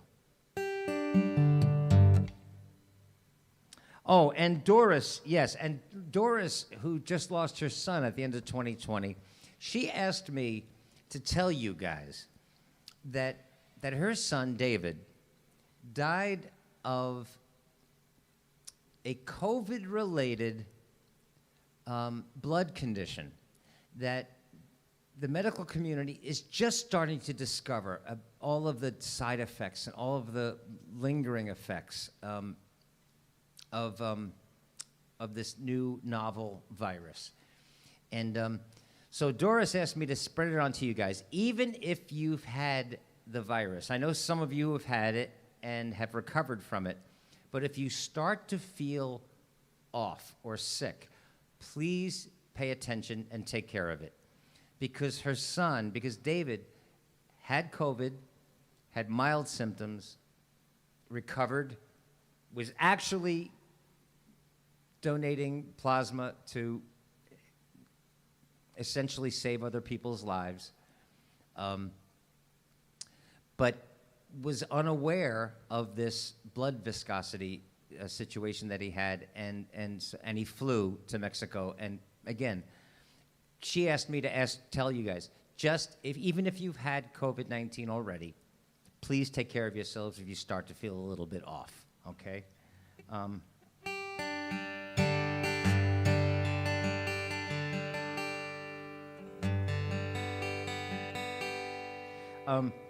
And so Jessica is going to be our musical guest on Saturday. You know what? Let me do this. Let me share with you guys the first time I was introduced to Jessica's music. She got up with her ukulele, and she's a wonderful piano player, but she got up with her ukulele in Central Park, and did like a Taylor Swift song, or I don't know, some cover song.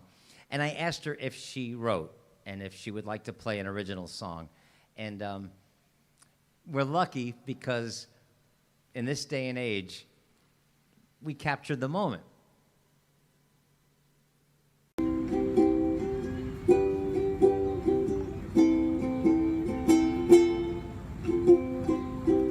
I was once like you, supposedly alone and afraid. The others felt so too. They said that my edges were frayed, living all alone.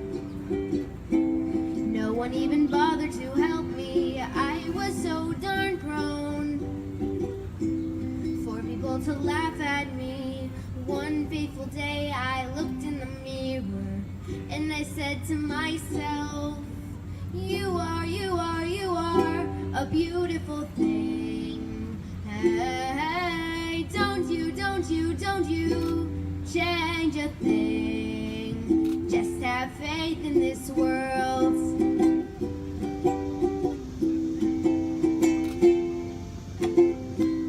I see that you're breaking down, wondering if you'll make it to the end. Just have faith in yourself, and you will find yourself, my friend. I know the journey has been rough. I know that our lives have been tough, but as I say, you better believe you are a beautiful thing. Hey, don't you change a thing. Just have faith in this world. Let your true colors shine. They're beautiful and fine. You are a beautiful thing. If you couldn't have faith in this world, I would never reach the stars. I could never be who you are, my friend. But maybe with you by my side I could soar. I am a beautiful thing. Hey, I won't change a thing. Just lessons for the better. We shall make it to the end, and I'll find happiness again. We are two beautiful things. Let's go find our way. Let's go find our way.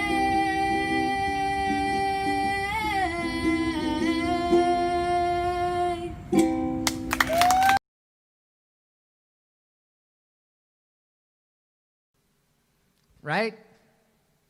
Right? Not only is it catchy, it's got a beautiful hook, but you are a beautiful thing. We are two beautiful things. Let's go find our way.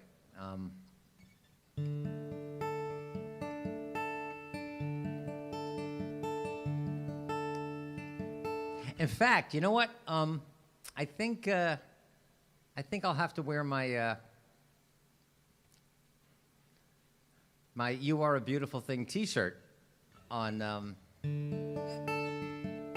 Saturday. If you don't have a "You Are a Beautiful Thing" T-shirt, you really should get one. I'll start the new merchandise thing for Jessica. Let's do this together.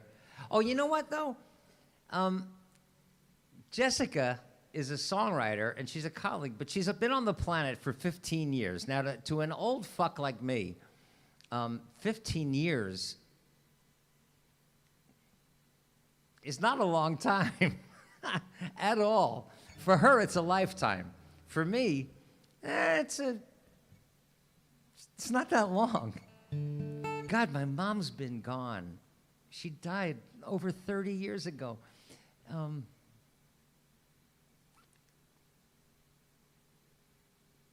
But let's do a song.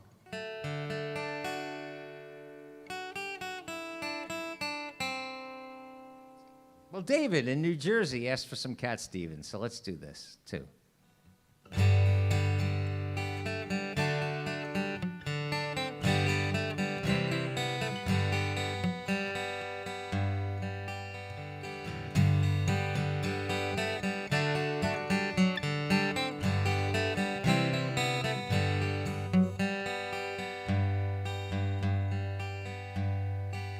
Oh, very young, what will you leave us this time?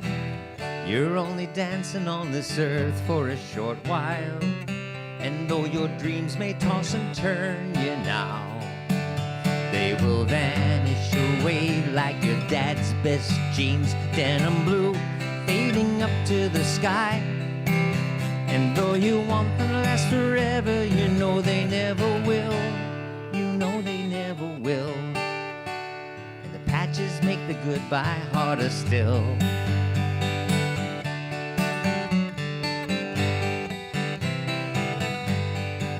Oh, very young, what will you leave us this time? There'll never be a better chance to change your mind. And if you want this world to see better days, will you carry the words of love with you? Will you ride the great white bird into heaven? And though you want to last forever, you know you never will. You know you never will. And the goodbye makes the journey harder still.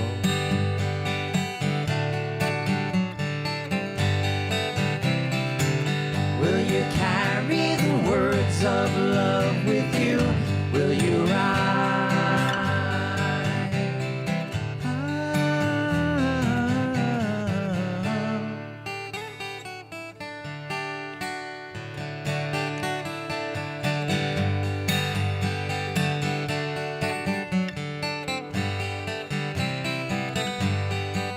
Oh, very young, what will you leave us this time?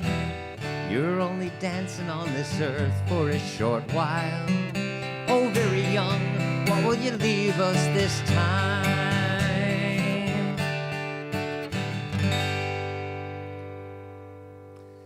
Oh, very young, what will you leave us this time?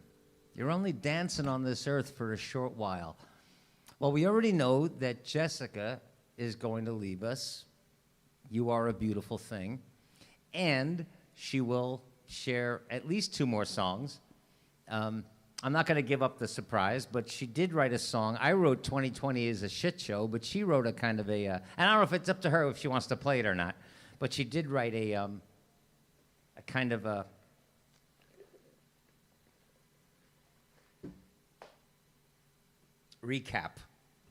musical recap of 2020 that I heard online. I thought it was wonderful.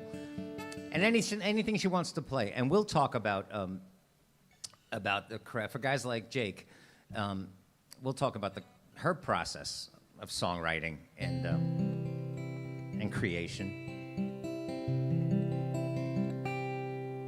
And Marcy and Stuart, by the way, thank you so much for correcting my lyric in 2020. I would hate to think that I'm sitting out there just singing the wrong thing.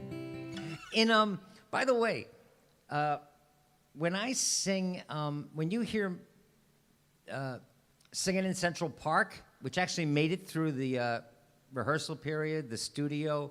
We did it live. I did it in Central Park. I did it at Merkin Concert Hall. We went through we produced it in the studio. It wound up on the album. The directions I give to people to get to the hill in Central Park are wrong. Nobody corrected me. I guess nobody heard it. Nobody really noticed. In fact, do I have it? Yeah, well, hang on a second.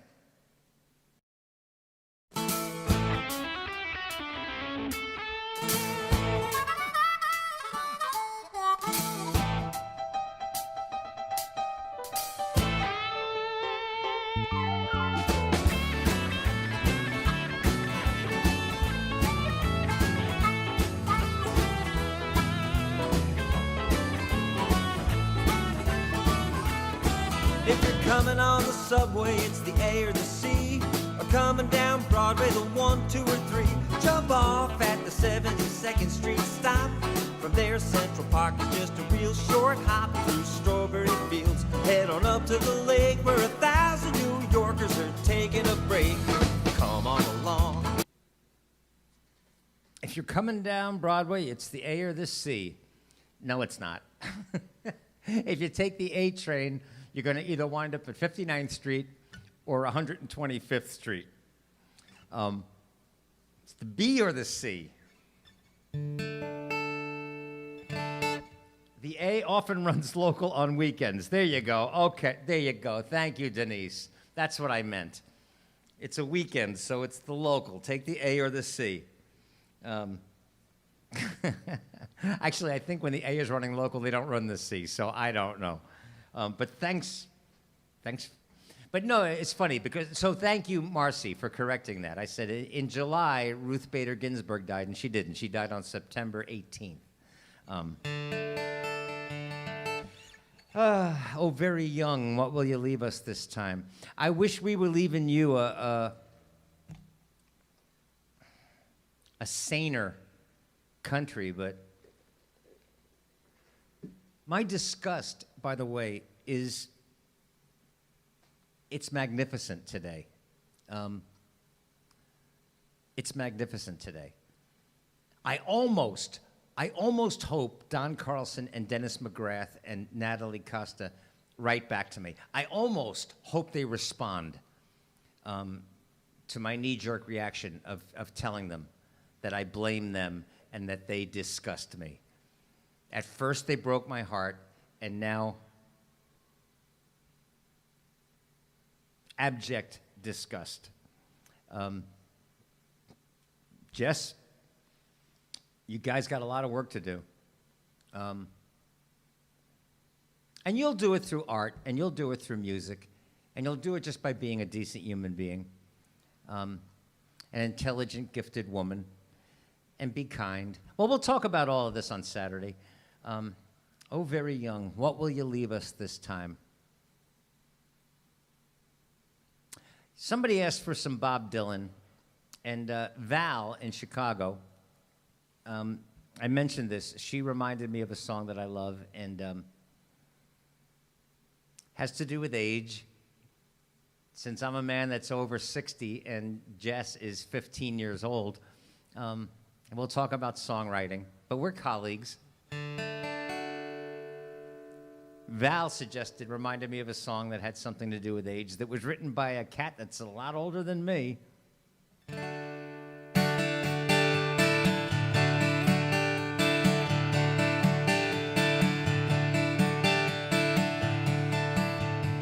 Self-ordained professor's tongue, too serious to fool. Spouting out that liberty is just equality in school. Equality, I spoke the word as if a wedding vow. You know what? That's like the third verse or the fourth verse. Let's start the song at the top.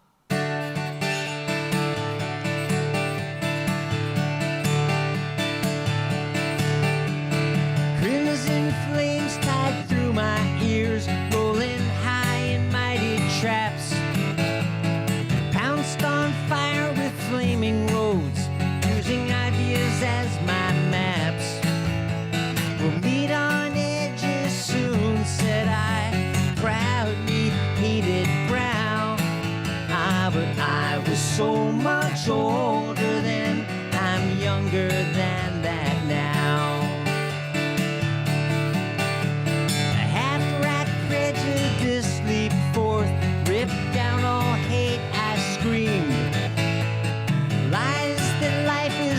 and white spoke from my skull as dreamed. Romantic facts of musketeers, foundation deep somehow. But I was so much older then, I'm younger than that now. Thanks for reminding me of this, Val.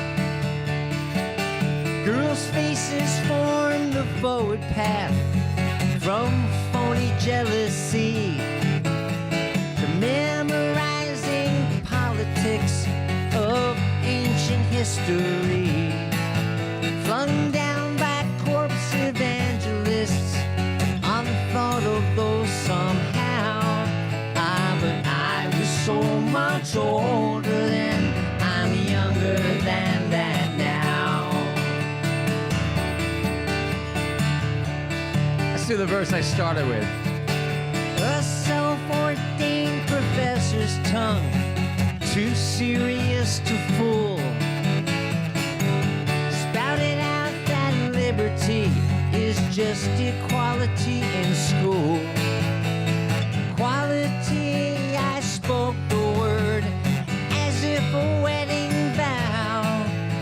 But I was so much older then, I'm younger than that now. In a soldier's stance, I aimed my hand at the mongrel dogs who teach, fearing not that I'd become the enemy the instant that I preach. My existence led by confusion boats, mutiny from stern to bow. But I was so much older then, I'm younger than that now.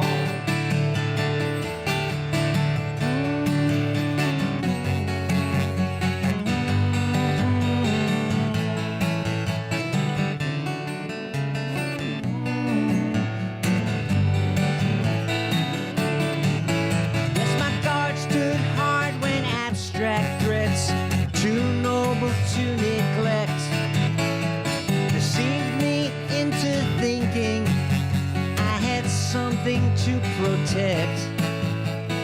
Good and bad, I define these terms quite clear, no doubt somehow. But I was so much older then, I'm younger than that now. But I was so much older then, I'm younger than that now. But I was so much older then, I'm younger than that now.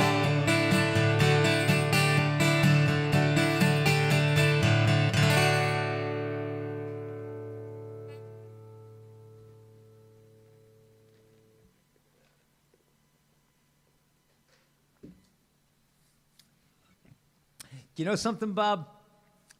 I think that's part of.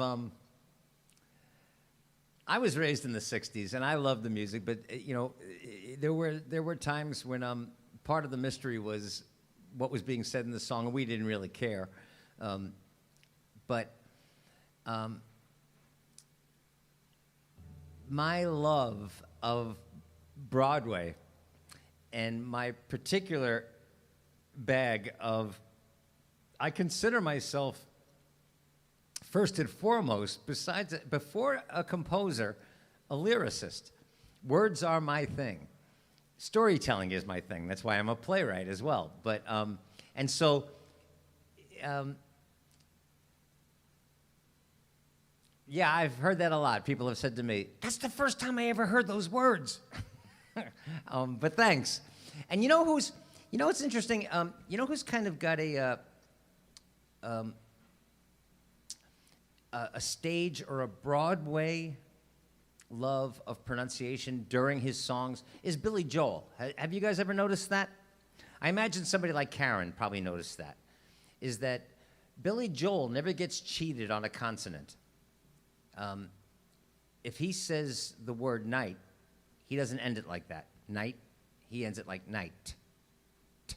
And he will do that. If he says or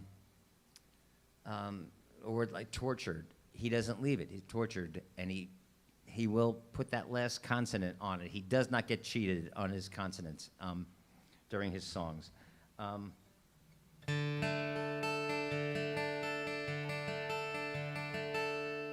Oh, there's a bathroom on the right. Fogerty was known for that. Nobody knew what the fuck he was saying.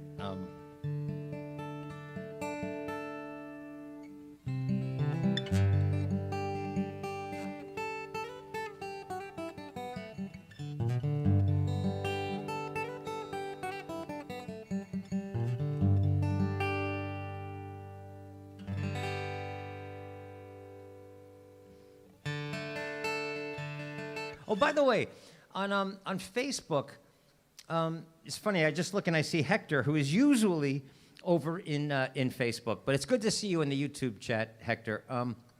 But it was the same first name. I was kind of, I get a kick out of the algorithms that try to connect people on Facebook, and then go ahead and separate us. Have you, like on Facebook, right?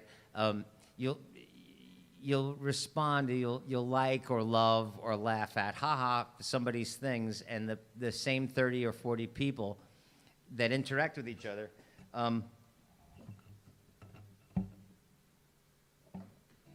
all wind up seeing the same things. And I've got 5,000 connections on almost 5,000 friends on Facebook, and it's the same 30 or 40 people that see everything.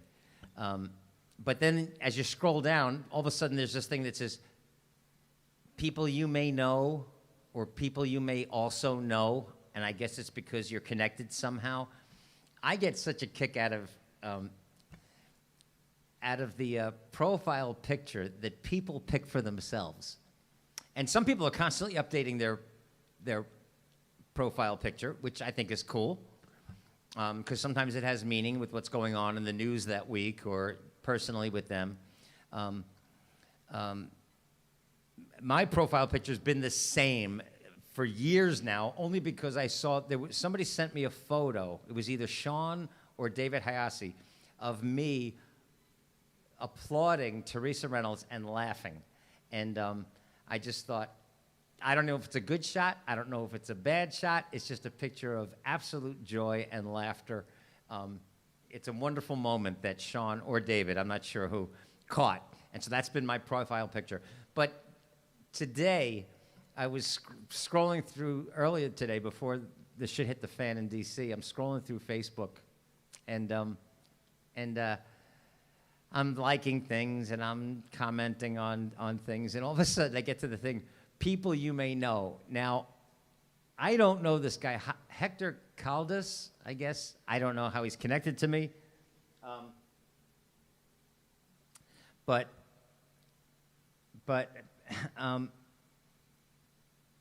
in the people you may know thing, I guess it's funny. I don't know Hector Caldas, but judging by his profile picture, I should know him because I think Hector's picture was hanging up in St. Raphael's School, where I went to school. I can't imagine why Hector Caldas' face was in my Catholic school, but he looked familiar. So maybe I do know Hector. I'm not sure.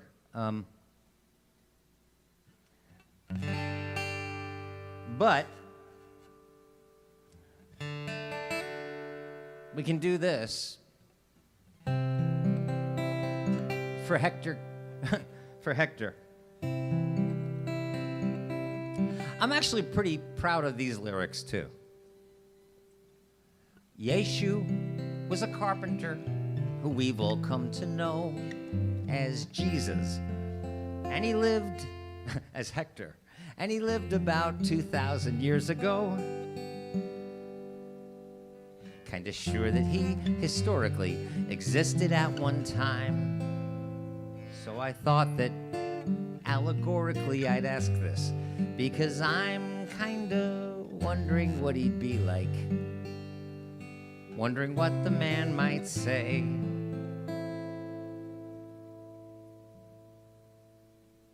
If he lived in America today, like, would Jesus have a Facebook page? I guess, well, that depends.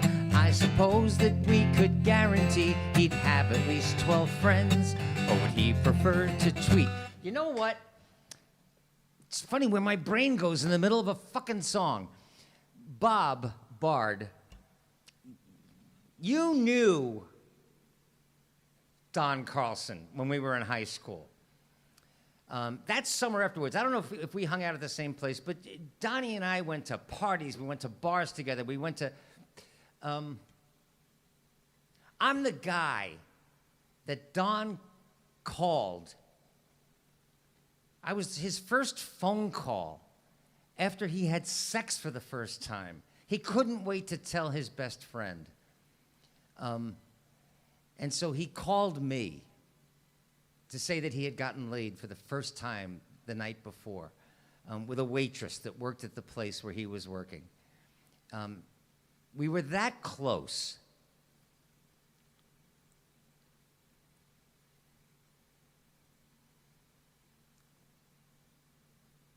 This is a song, I swear, this is a song that if I wasn't so disgusted with people like Don Carlson at this moment, I would love to be able to have a dialogue with somebody who says, I'm still the same guy, I'm still the same church-going good guy I've always been. Church-going, you know, I think it was Muhammad Ali said, if you view the world the same way at 50 as you did at 25, you've just wasted 25 years of your life.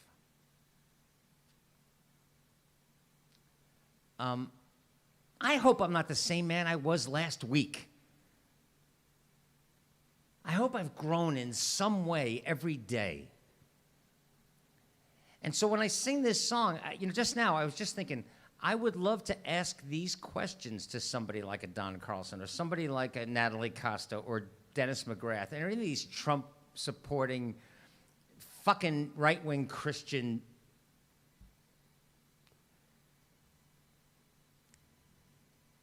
I guess the events of today they're sitting underneath, and I don't mean to do that to you guys. I mean, but...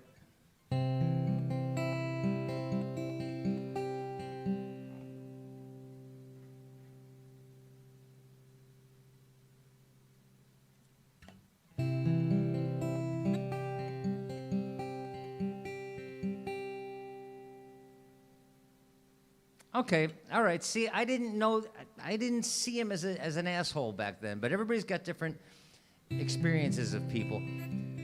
He's an asshole now. He grew into anyway, but they all have. So anyway, I was just saying that because this is. In fact, I was going to write a play inspired by the fact that Don and I were such good friends that last year, and the name of the play was going to be. What the hell happened to you? And I thought that we would both be asking each other exactly the same question. You know, he would see somebody like me who went to Catholic school, was an altar boy, was raised on Gladmore Street in East Meadow, is now, at best, an agnostic and probably an atheist, who actually believes that government has a role in helping people so that societal socialism is not an entirely evil thing, that things like Social Security and Medicare and that government has a place in taking care of its poorest people. Anyway, that we would ask each other this. And I just started this song, and I'm thinking, these are questions that I would love to be able to engage somebody and say, what is your answer to the questions that are in this song? I wrote this song as a series of questions that you guys and anybody can answer for themselves, but I would love to hear their answers. And right now, No, I don't want to hear their answers. They fucking make me sick.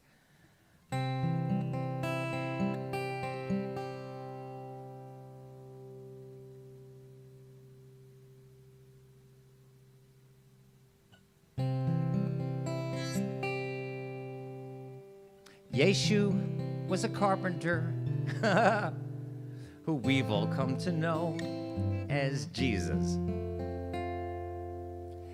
If you guys want to answer these questions, as the questions come up, go ahead and answer them in the chat room for yourselves.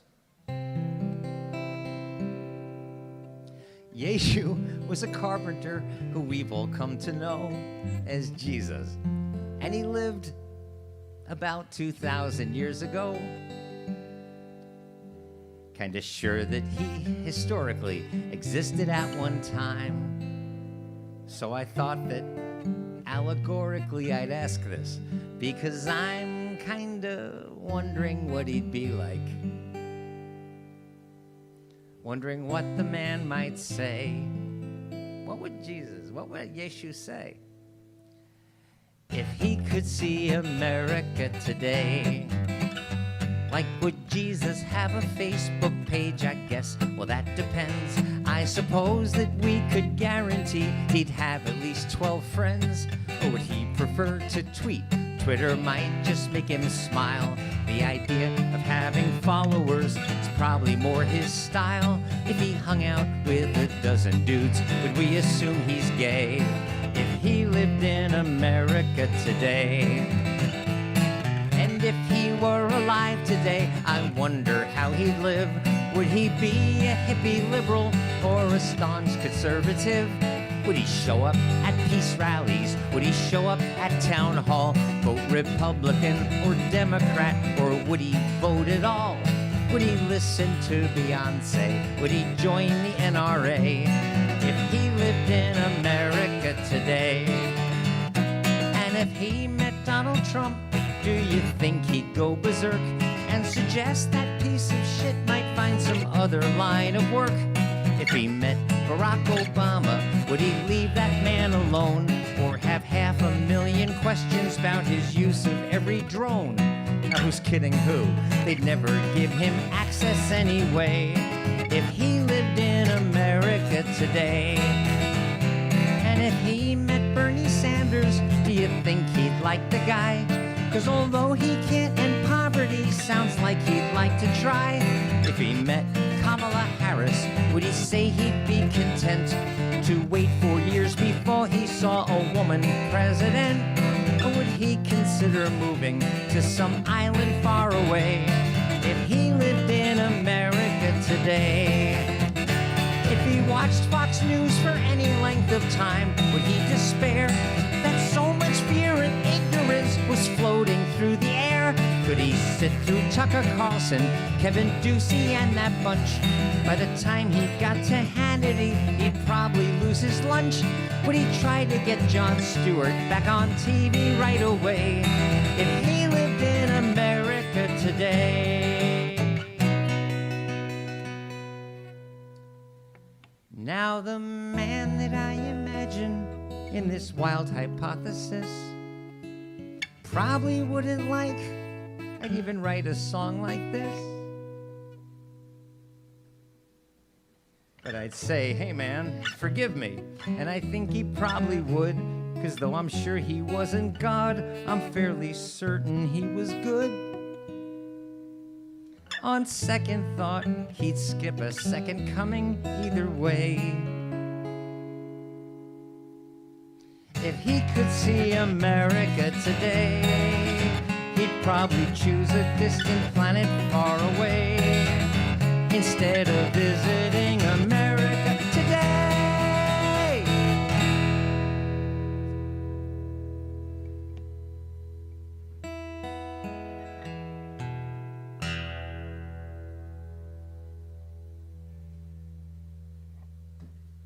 Sorry for that little rant. No, I'm not sorry for that little rant. You guys are all probably feeling the same way. Today, I just happen to be the guy with the microphone.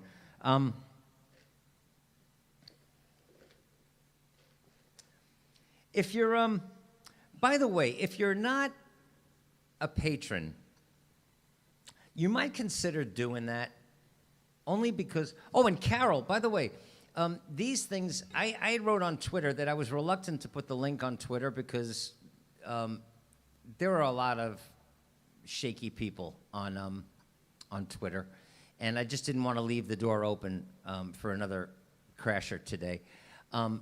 But on Facebook, I'm always posting the link. But I'm just thinking, I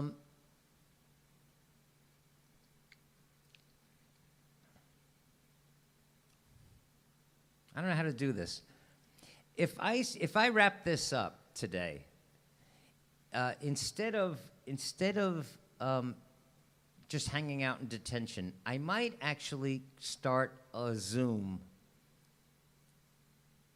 for us to hang out, for you guys to hang out. Would you guys want to do that? In fact, let me ask: how many people are here on YouTube right now? Because I can't see the numbers. And how many are on Facebook? If God were one of us. Zoe, let's do that song while we're thinking about it. Okay, there's 30 of us here. Thanks, Jan. Thanks, Denise.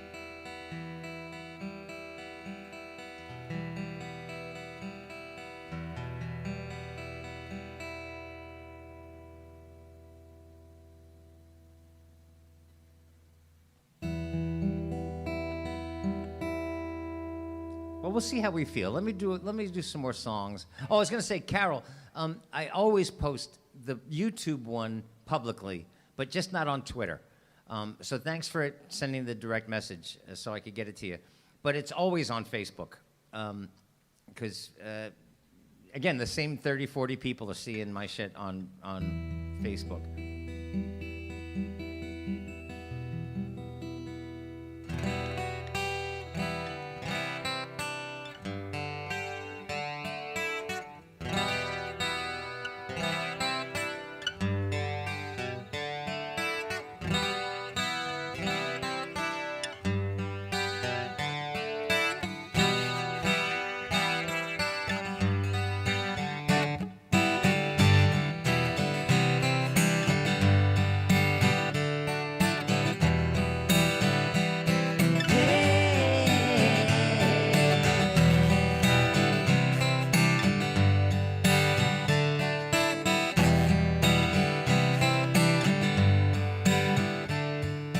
God had a name, what would it be, and would you call it to his face?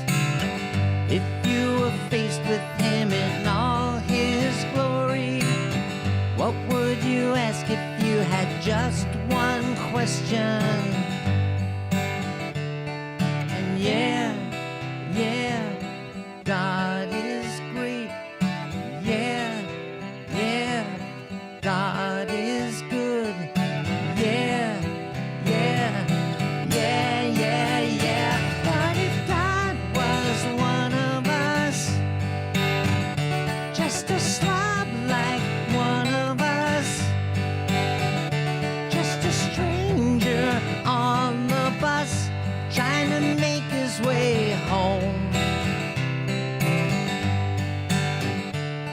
If God had a face, what would it look like, and would you want to see?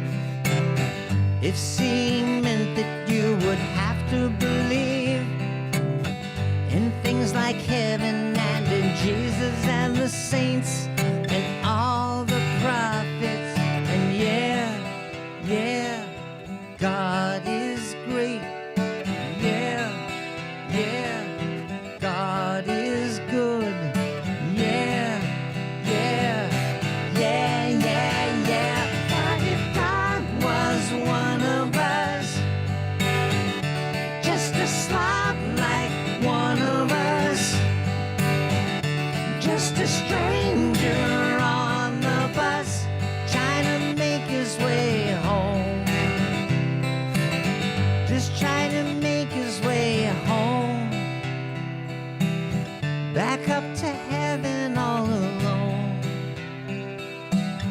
Nobody calling on the phone,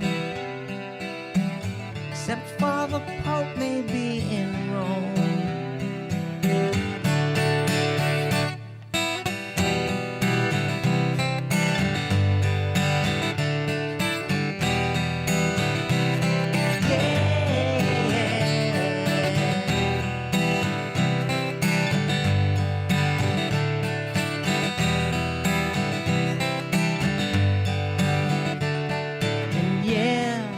yeah, God is great. Yeah, God is good. Yeah.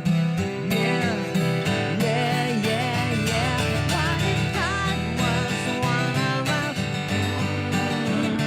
Just a slob like one of us. Just a stranger on the bus trying to make his way home. Just trying to make his way home. Like a holy rolling stone. Back up to heaven all alone. Nobody calling on the phone. For the Pope may be in Rome.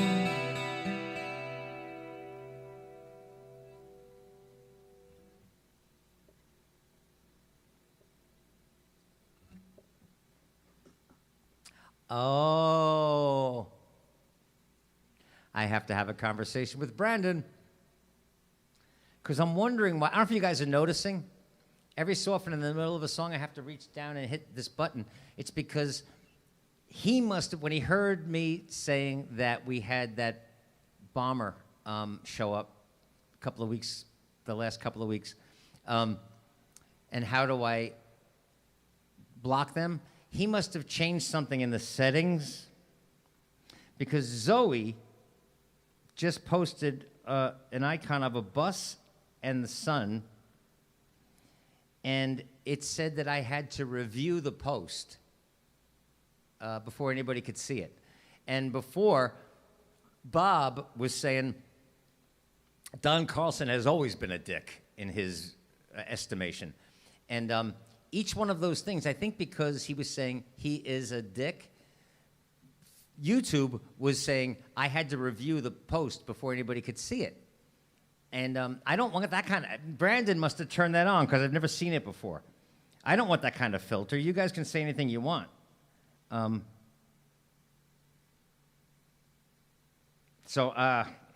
right. We'll have to figure that out.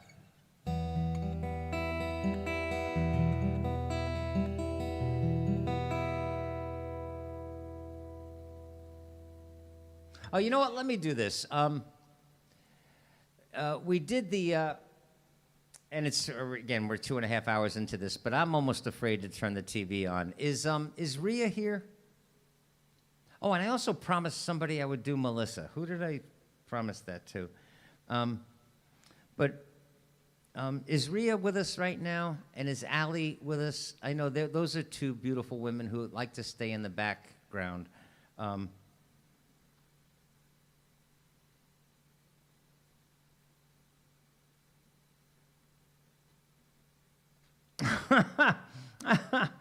Okay, a little same-sex marriage going on for Denise in Canada.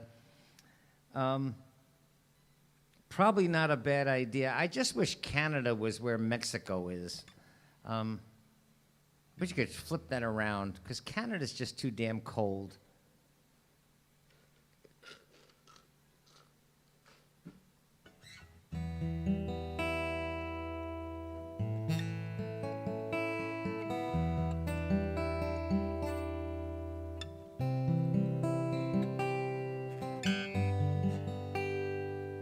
Okay, so maybe Rhea and Allie aren't here. Oh, Allie is here. Okay.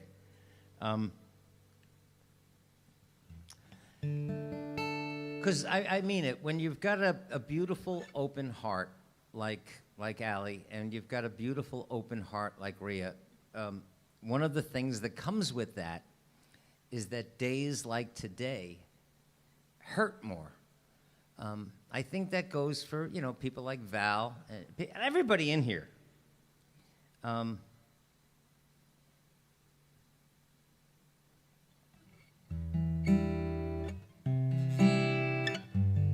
The thing,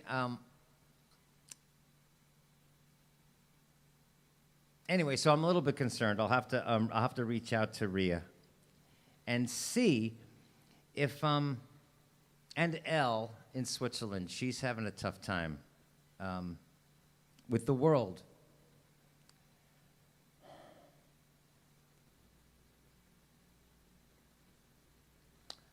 So maybe I'll do that. What I was going to say about becoming a patron, if you become a patron, see, then if I decide to do like what I'm thinking about doing, is just to give you guys some place to process what's happening. I'm almost afraid to ask. Are people still occupying? Are terrorists still? They're calling them protesters. Once you break into the Capitol, you're not a protester anymore. You're a terrorist now. And if you're armed, you could be shot dead on sight, in my estimation. I mean that. If they start referring to these people as protesters, I'm going to throw up. They're terrorists.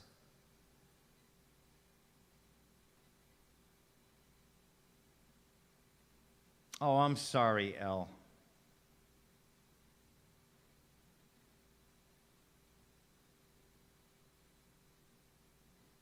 And Bob, you're absolutely right. All right, the Capitol has been cleared. All right, thank you. And Elle, I'm sorry. There's so much going on. So listen, but Elle, it's also like 1 million o'clock in Switzerland right now.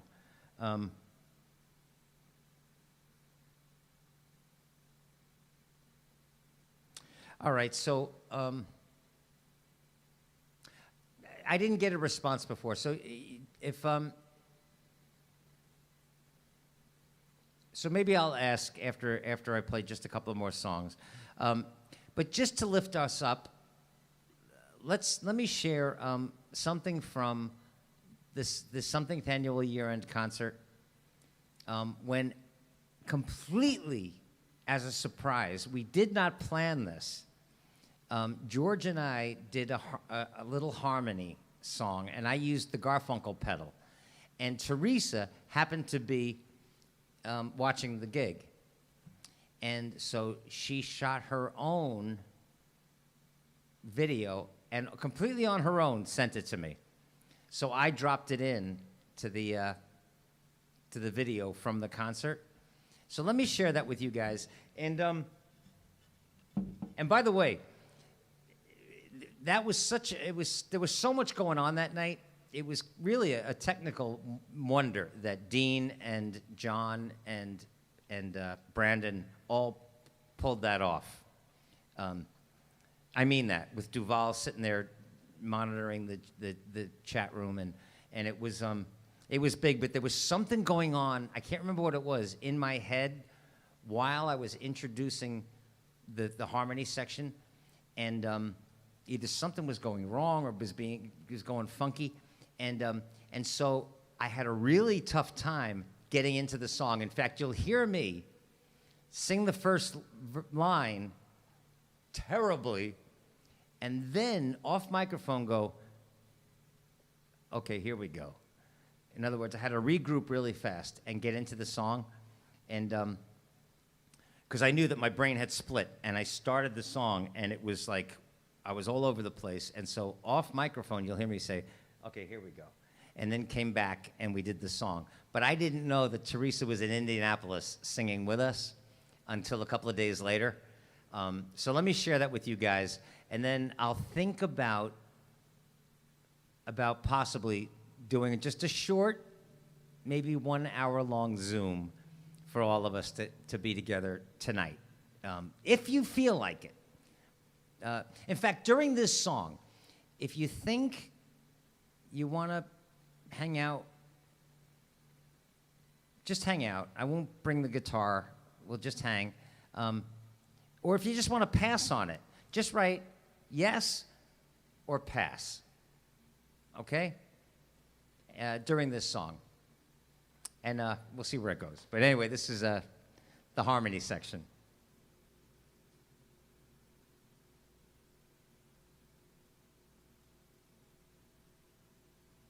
Next video. Cool? Okay. This is an old Crosby, Stills, and Nash thing that we loved doing. And Teresa, we love you. We miss you. You can sing it at home with us. Helplessly hoping her harlequin hovers nearby, awaiting a word. Here we go. Gasping at glimpses of gentle true spirit, he runs, wishing he could fly, only to trip at the sound of goodbye.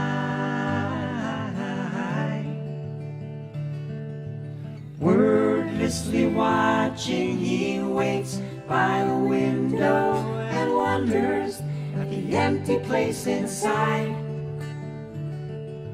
Heartlessly helping himself to her bad dreams, he worries, did he hear a goodbye?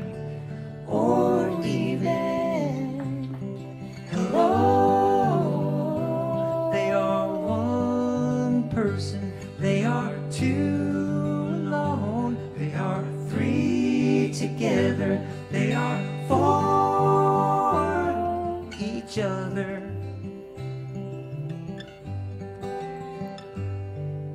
Stand by a stairway, you'll see something certain to tell you. Confusion has its cost. Love isn't lying, it's loose in a lady who lingers, saying she is lost and choking on hello. They are one person, they are two alone, they are three together, they are for each other.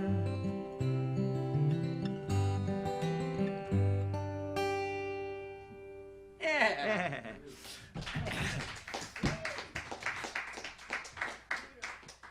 All right, it's time for the big cover song.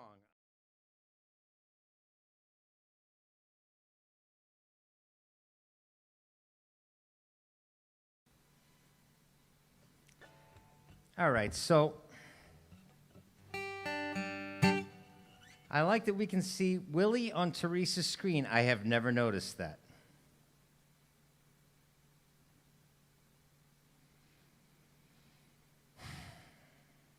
Or maybe we can all show up for Elle in Switzerland. All right, I'll tell you what. Let me do a few more songs that I wrote, and then we'll end with City Song, and then we'll end in the usual manner. And then I'll tell you what. We'll do Detention for just about 5 minutes, and decide on a little Zoom hang, all right?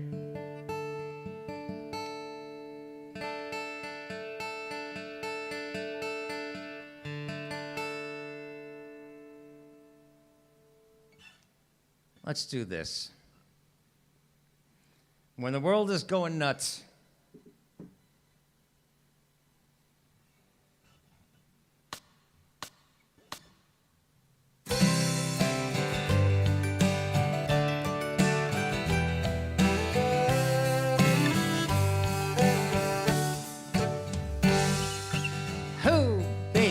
what do you know when things ain't going right?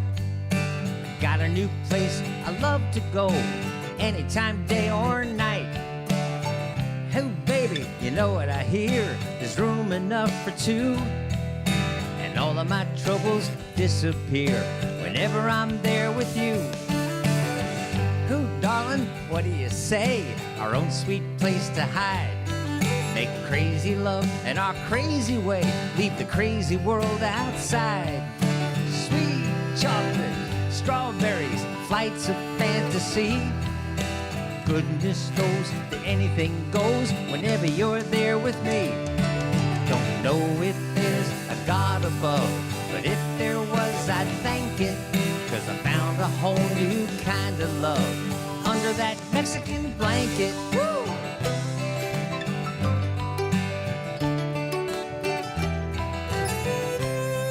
Wrote this in 2020.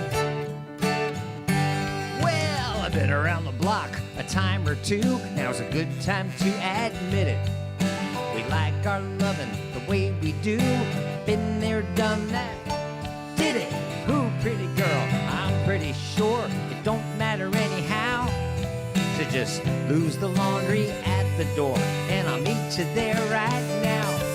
Don't know if there's a God above, but if there was, I'd thank it, 'cause I found a whole new kind of love under that Mexican blanket. Let's go.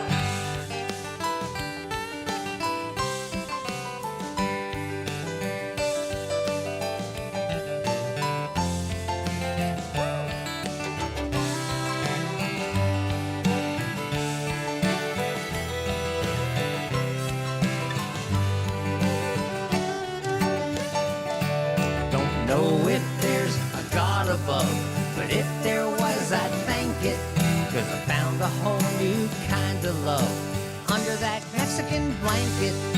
A whole new different kind of love under that Mexican blanket. Woo! Let's go.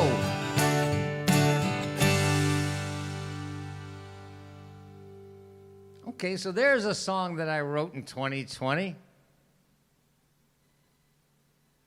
Oh, goodness. Hi, Hannah. Hi, Jana. Did I say hi to Jana yet? Another one of my favorite people. You guys are all my favorite people, but Jana, you know, it's got a presence and a smile that just always makes the Hill in Central Park or these hangs or the chat rooms just a little bit warmer. It happened to rhyme with Hannah. Hannah, are you the one that's going to marry Denise and move her to Canada?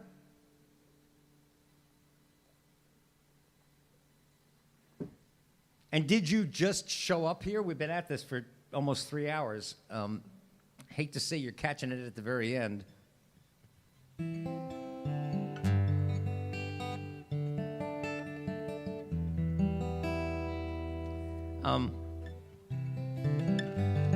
All right, here's a song that I wrote, and man, I really need this song right now. In fact, let's do a couple of songs. Let's end this thing with a few songs that I wrote. Okay, we did a bunch of covers, and maybe.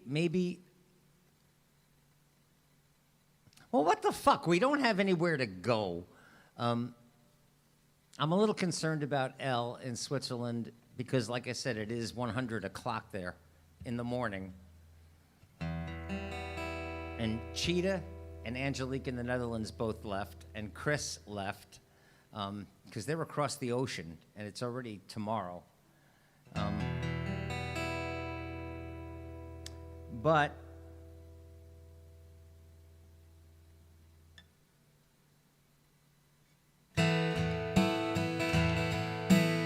would you guys chat this with me?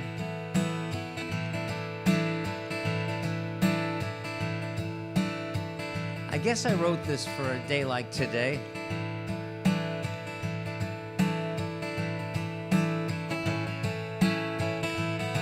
I've got a friend who's like a brother, a possibility junkie, just like me. You might say we meet one another between what is and what could be. And And though our lives are up in the air, still we talk most every day. Another big dream he needs to share, to change this world in some small way. One day like any other day, I get a message on my telephone. 3 words planted a seed. I could help it along or I could leave it alone. Picked up my axe, started strumming, kicked around a melody, started humming. I picked up a pen, but the words weren't coming. Weeks went by with nothing to show. I was missing the meaning, miscommunicated messages, philosophy overcomplicated, laughing at the musical mess that I created. Maybe I should let it go. Then a lesson I already learned started rolling round my head. Keep it simple, pass it on, just sing the 3 words the man said. He said, keep hope alive and sing it loud. Keep hope alive, 'cause the best is yet to come, my friends. He said, I woke up today, I just had the need to say, keep hope alive. And I've got a friend who's like a brother, a possibility junkie, just like me.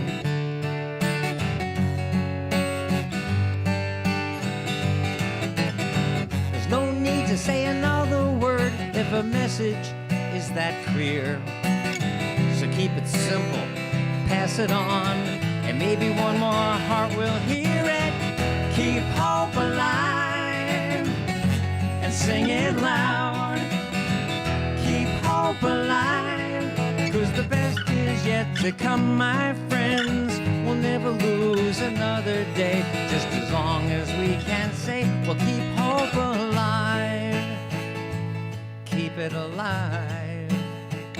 Now I'm talking to my friends, my brothers and sisters, possibility junkies, just like me.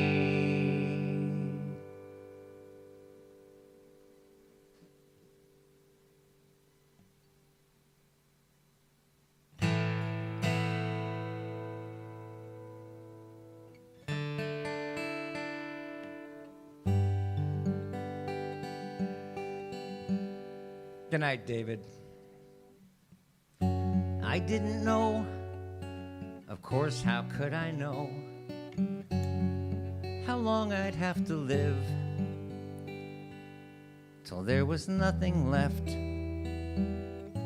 nothing left. It doesn't take long on this planet before a child becomes aware of people hurting other people. I guess like all of you, I've had my share. My heart's been broken by a lover, and I've felt offended by a friend. I've been weighed down by the far too many times that I've been on the other end.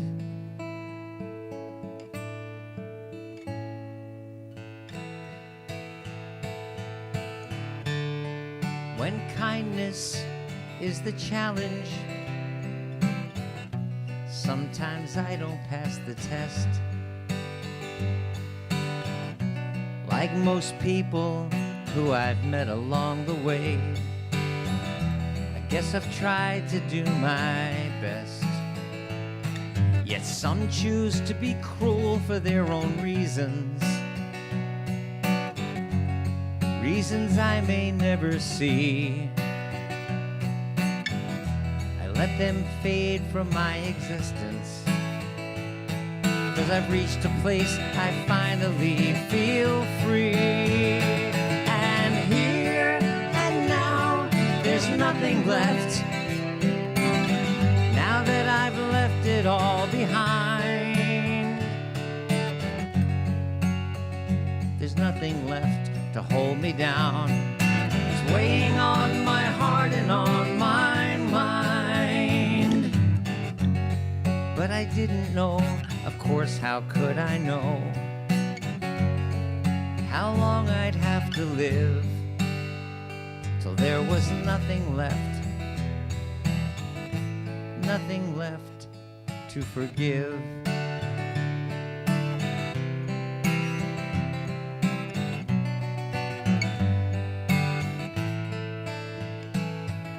It might seem trite to say we're only human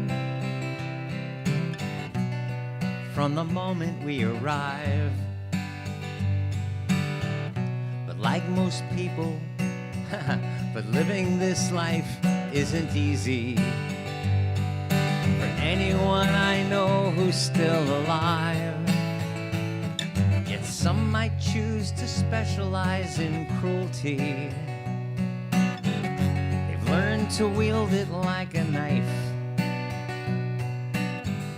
I let them fade from my existence. I'm the one who gets to choose who's in my life. And here and now, there's nothing left. Now that I've left it all behind, there's nothing left to hold me down, weighing on my heart and on my mind.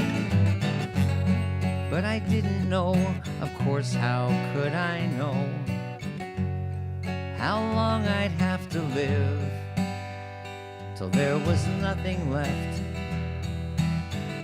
nothing left. Now there's nothing left, there's nothing left to forgive.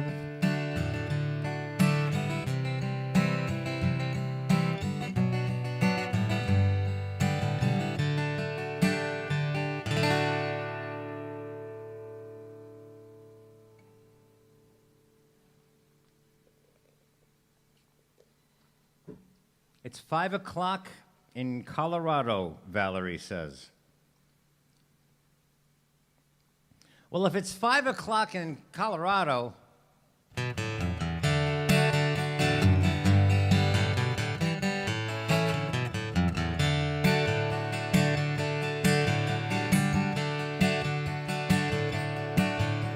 it's 12 o'clock and that old clock is moving slow, so am I. The workday passes like molasses in wintertime, but it's July, getting paid by the hour and ordered by the minute. My boss just pushed me over the limit. I'd like to call him something, I think I'll just call it a day. Pour me something tall and strong, make it a hurricane before I go insane. It's only 12:30, but I don't care. It's 5 o'clock somewhere.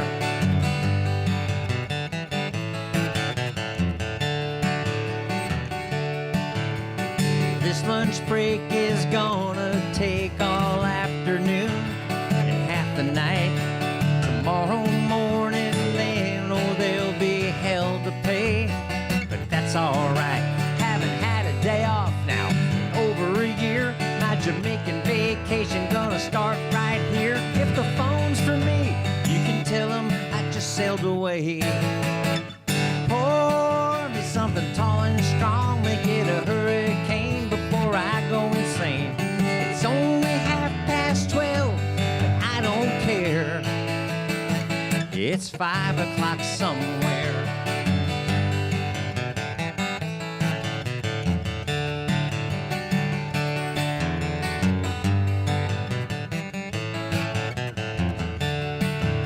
Could pay off my tab for myself in a cab and be back to work before 2. At a moment like this, I can't help but wonder, what would Jimmy Buffett do?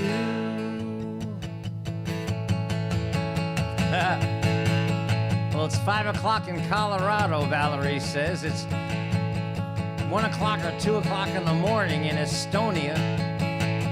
In Switzerland. I'm hanging out with people in Estonia and Switzerland right now. Pour me something tall and strong, make it a hurricane before I go insane. It's only 12:30, but I don't care. Pour me something tall and strong, make it a hurricane before I go insane. It's only 12:30, but I don't care. I don't care. It's 5 o'clock somewhere.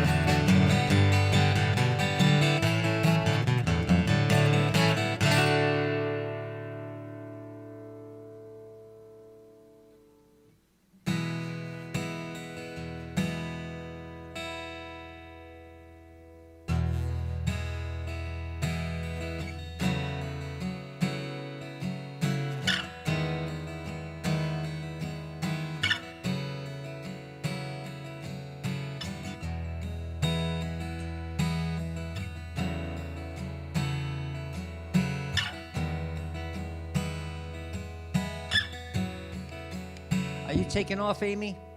Is Austin, Texas leaving us, or is Valerie leaving us?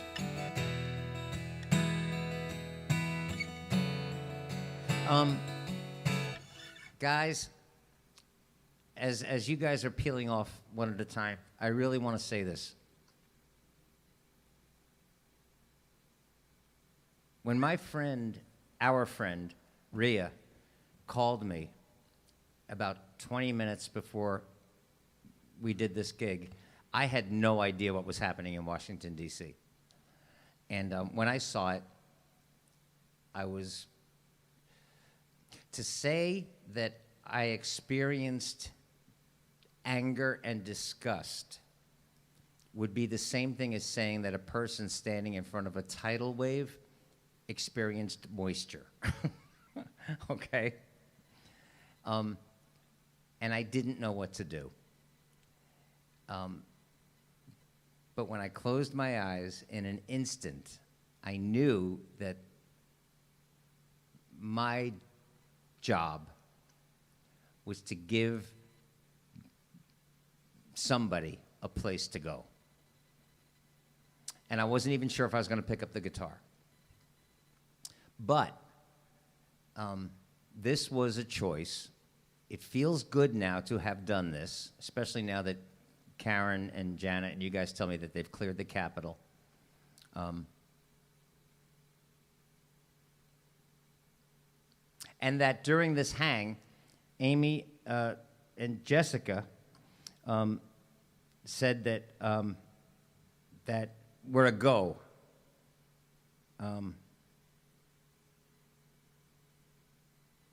Oh, fuck, the woman who was shot in the Capitol died?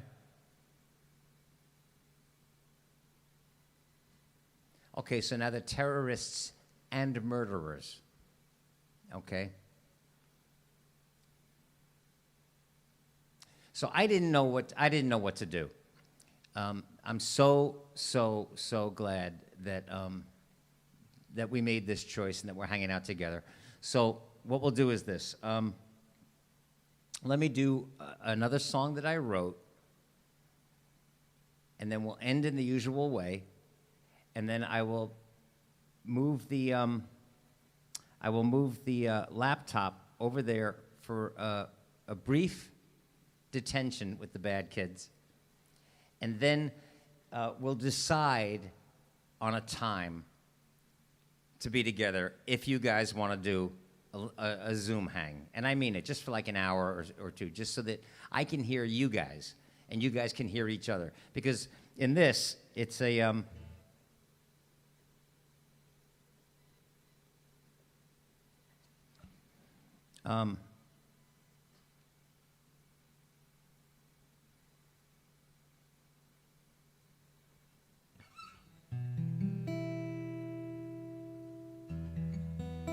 I'm glad you all showed up, especially you, El. When we're having a tough time, if you're anything like me, and you probably are, very often I will go through a darkness and then come out the other side and tell people that I just went through a period of darkness, when really the kinder thing to do is to tell somebody while you're down there at the bottom of the well.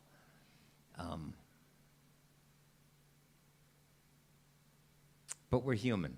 So let's do this. I didn't do this song. All right, so let's do 2 songs that I wrote, and then we'll end in the usual way. I can't believe that on a day like today, I didn't do this song. Let's do it for Hannah in Canada and anybody else that's new. And Willie, if you're still with us, man, get your line. You guys chat this with me. Chat as much of it as you can. This is our song.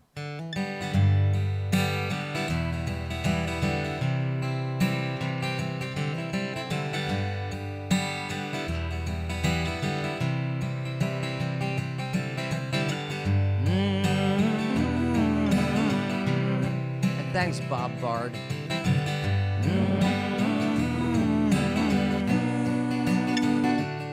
You said you woke up feeling frightened, senses heightened.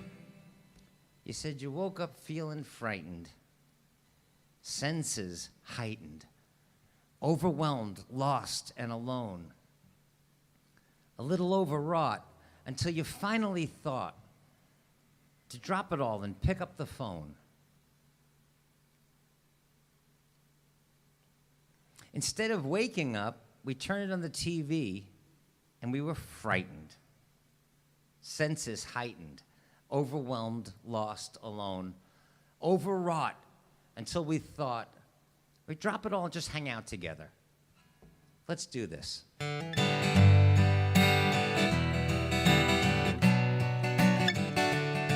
said you woke up feeling frightened, senses heightened, overwhelmed, lost, and alone.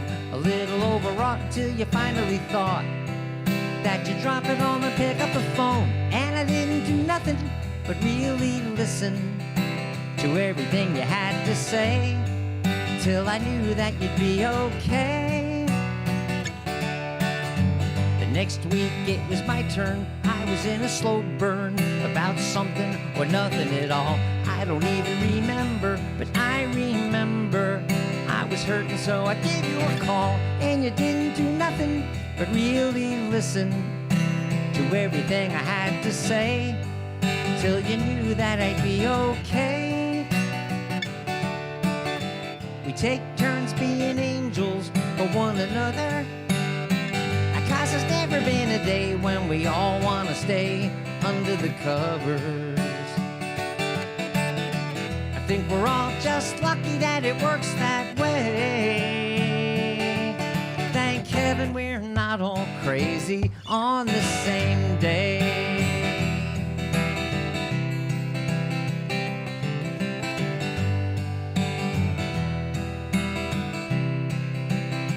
And in the back of the taxi, I heard talk radio, one of those shows people call when they want to know what life's about. A big fat mouth was at a mic going on and on about who's out to get you if you don't watch out. It's funny, but the phony probably makes a lot of money to create a little panic every day. But I think I found a better way. Chat it with me. We take turns being angels for one another, 'cause there's never been a day when we all want to stay under the covers. Think we're all just lucky that it works that way. Thank heaven we're not all crazy on the same day. Willie for L.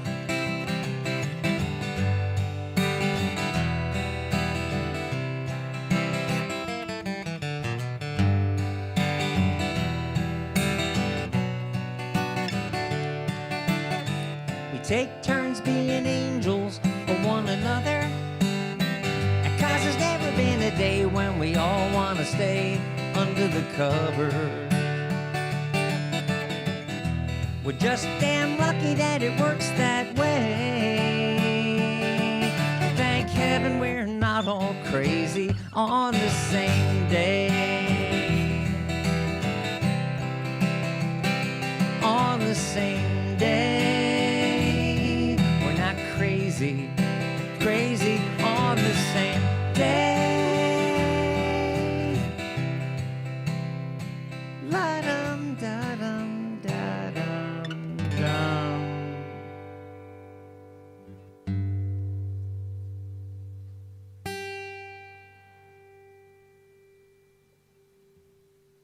practical, human angels. Not the froofy kind with the wings and the harp and the little cherub faces and the real angels from California and Goodyear, Arizona and Canada and Florida and New York fucking City. New York fucking City.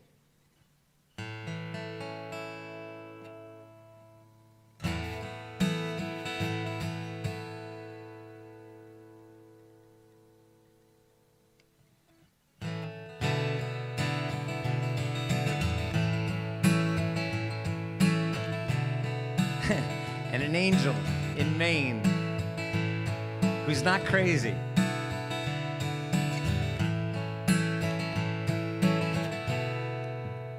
Some people say the way I live is backwards.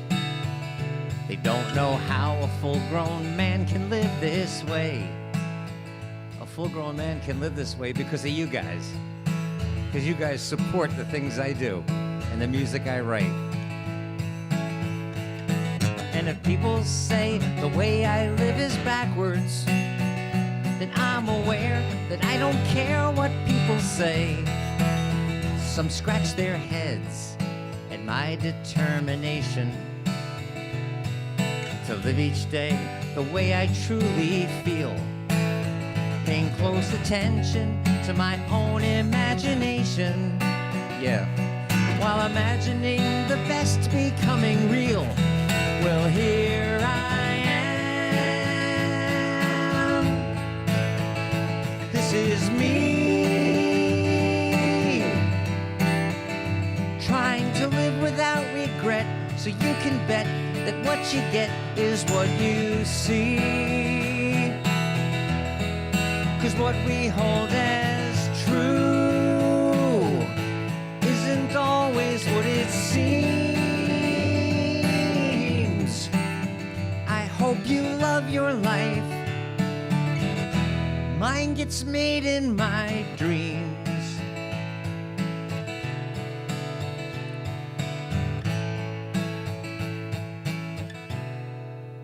Some people say I live my life like some damn hippie. Right, Willie?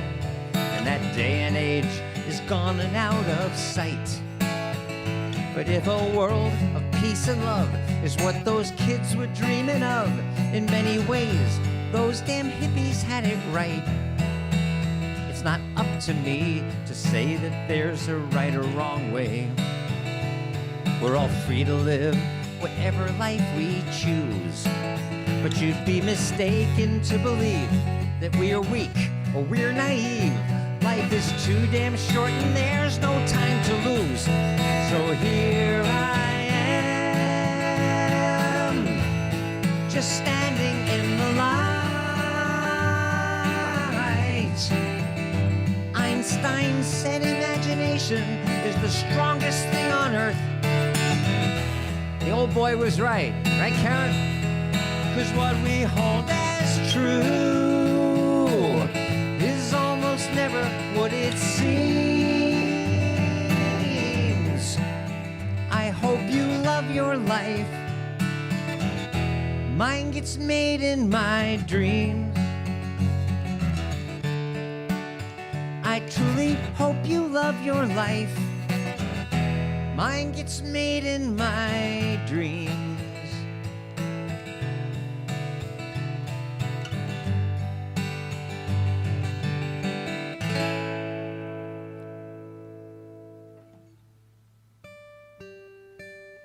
Do you know, this is important. It's not lost on me. I'm a 64-year-old man. I have not lived a life. I'm not living a life that anyone could say is normal. And years ago,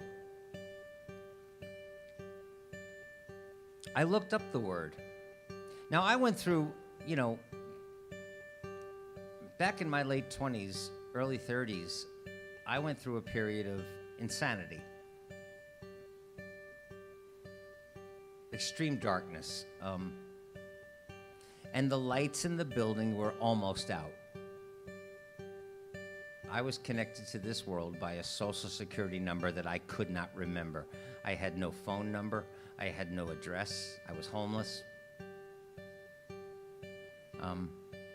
A failure as a human being in every way you could possibly be. And but for the past, almost 30 years, my life has been unique. And so when I wrote in that song, people scratch their heads. They say, a full-grown man can't live this way. You can't live, it's backwards. You can't just do what you love, what your heart tells you to do, and expect money to come, to make a living, to pay the bills. It's not practical. It's not logical. It's backwards. You make money so that you can do what you love. That's normal. And again, it's not up to me to say there's a right or wrong way. We're all free to live whatever life we choose. But I did look up the word because I'm a lyricist and because I'm a word guy. Language is an incredibly inadequate way of expressing the infinite number of feelings and thoughts we have, but it's the only thing we've got. It's awkward, it's inadequate, but it's language. So I looked up the word normal. And you know what it said? The accepted standard. Something that's normal is the accepted standard. And I remember when I looked up the word, I thought to myself, well, that's nothing to aspire to. I looked around me, and generally, the accepted standard sucked. It just sucked. How much time do we have on this planet? I'm not living that way. And on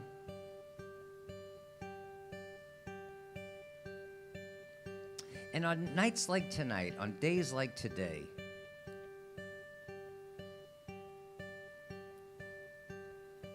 when Ella's experiencing extreme sadness in Switzerland, and we have a visitor here from Estonia, and beautiful people like Andrea in California support my work in a very practical way and very real way, and beautiful people like Allie send me flowers. It's not lost on me that today, the way I found out what was going on in Washington, D.C., 20 minutes before this gig, was Rhea.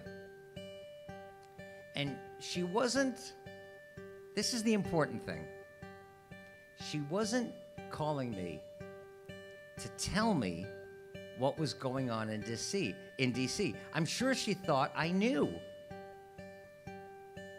She wasn't calling to tell me what was going on down there. She was calling to see if I was okay.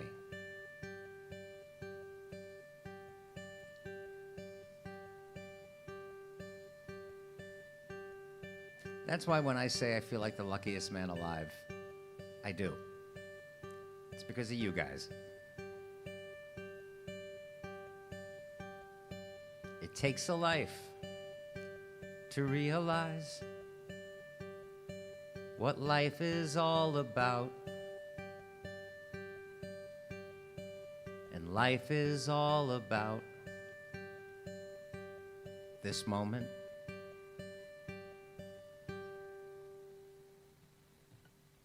I'm here with you, now that we're through. What secrets did I tell? Did you get to know me well in this moment? How fast these gigs fly. Song after song goes rushing by. won't pretend that time has been my friend.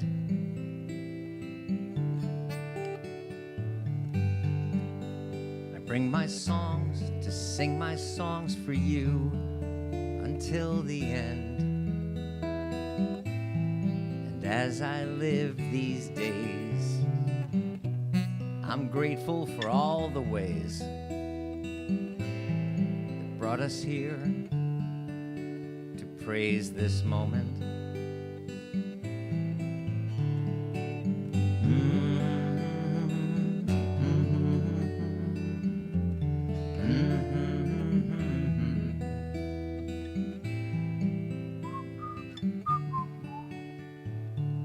This moment. How soon, too soon, the seasons fly. I see my life go rushing by. I only hope that time will be your friend.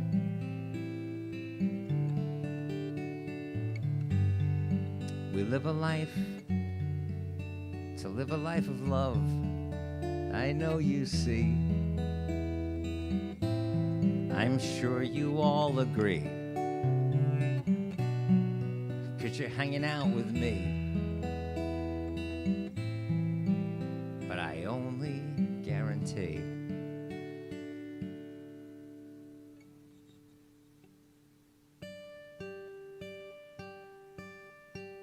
this moment.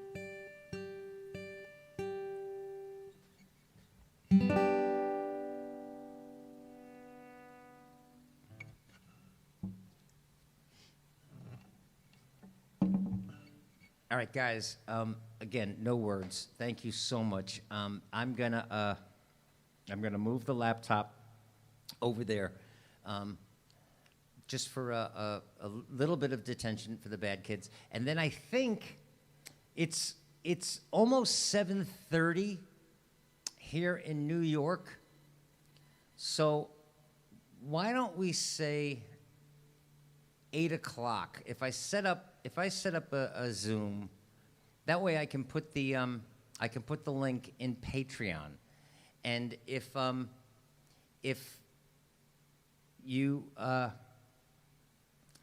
you're not a patron,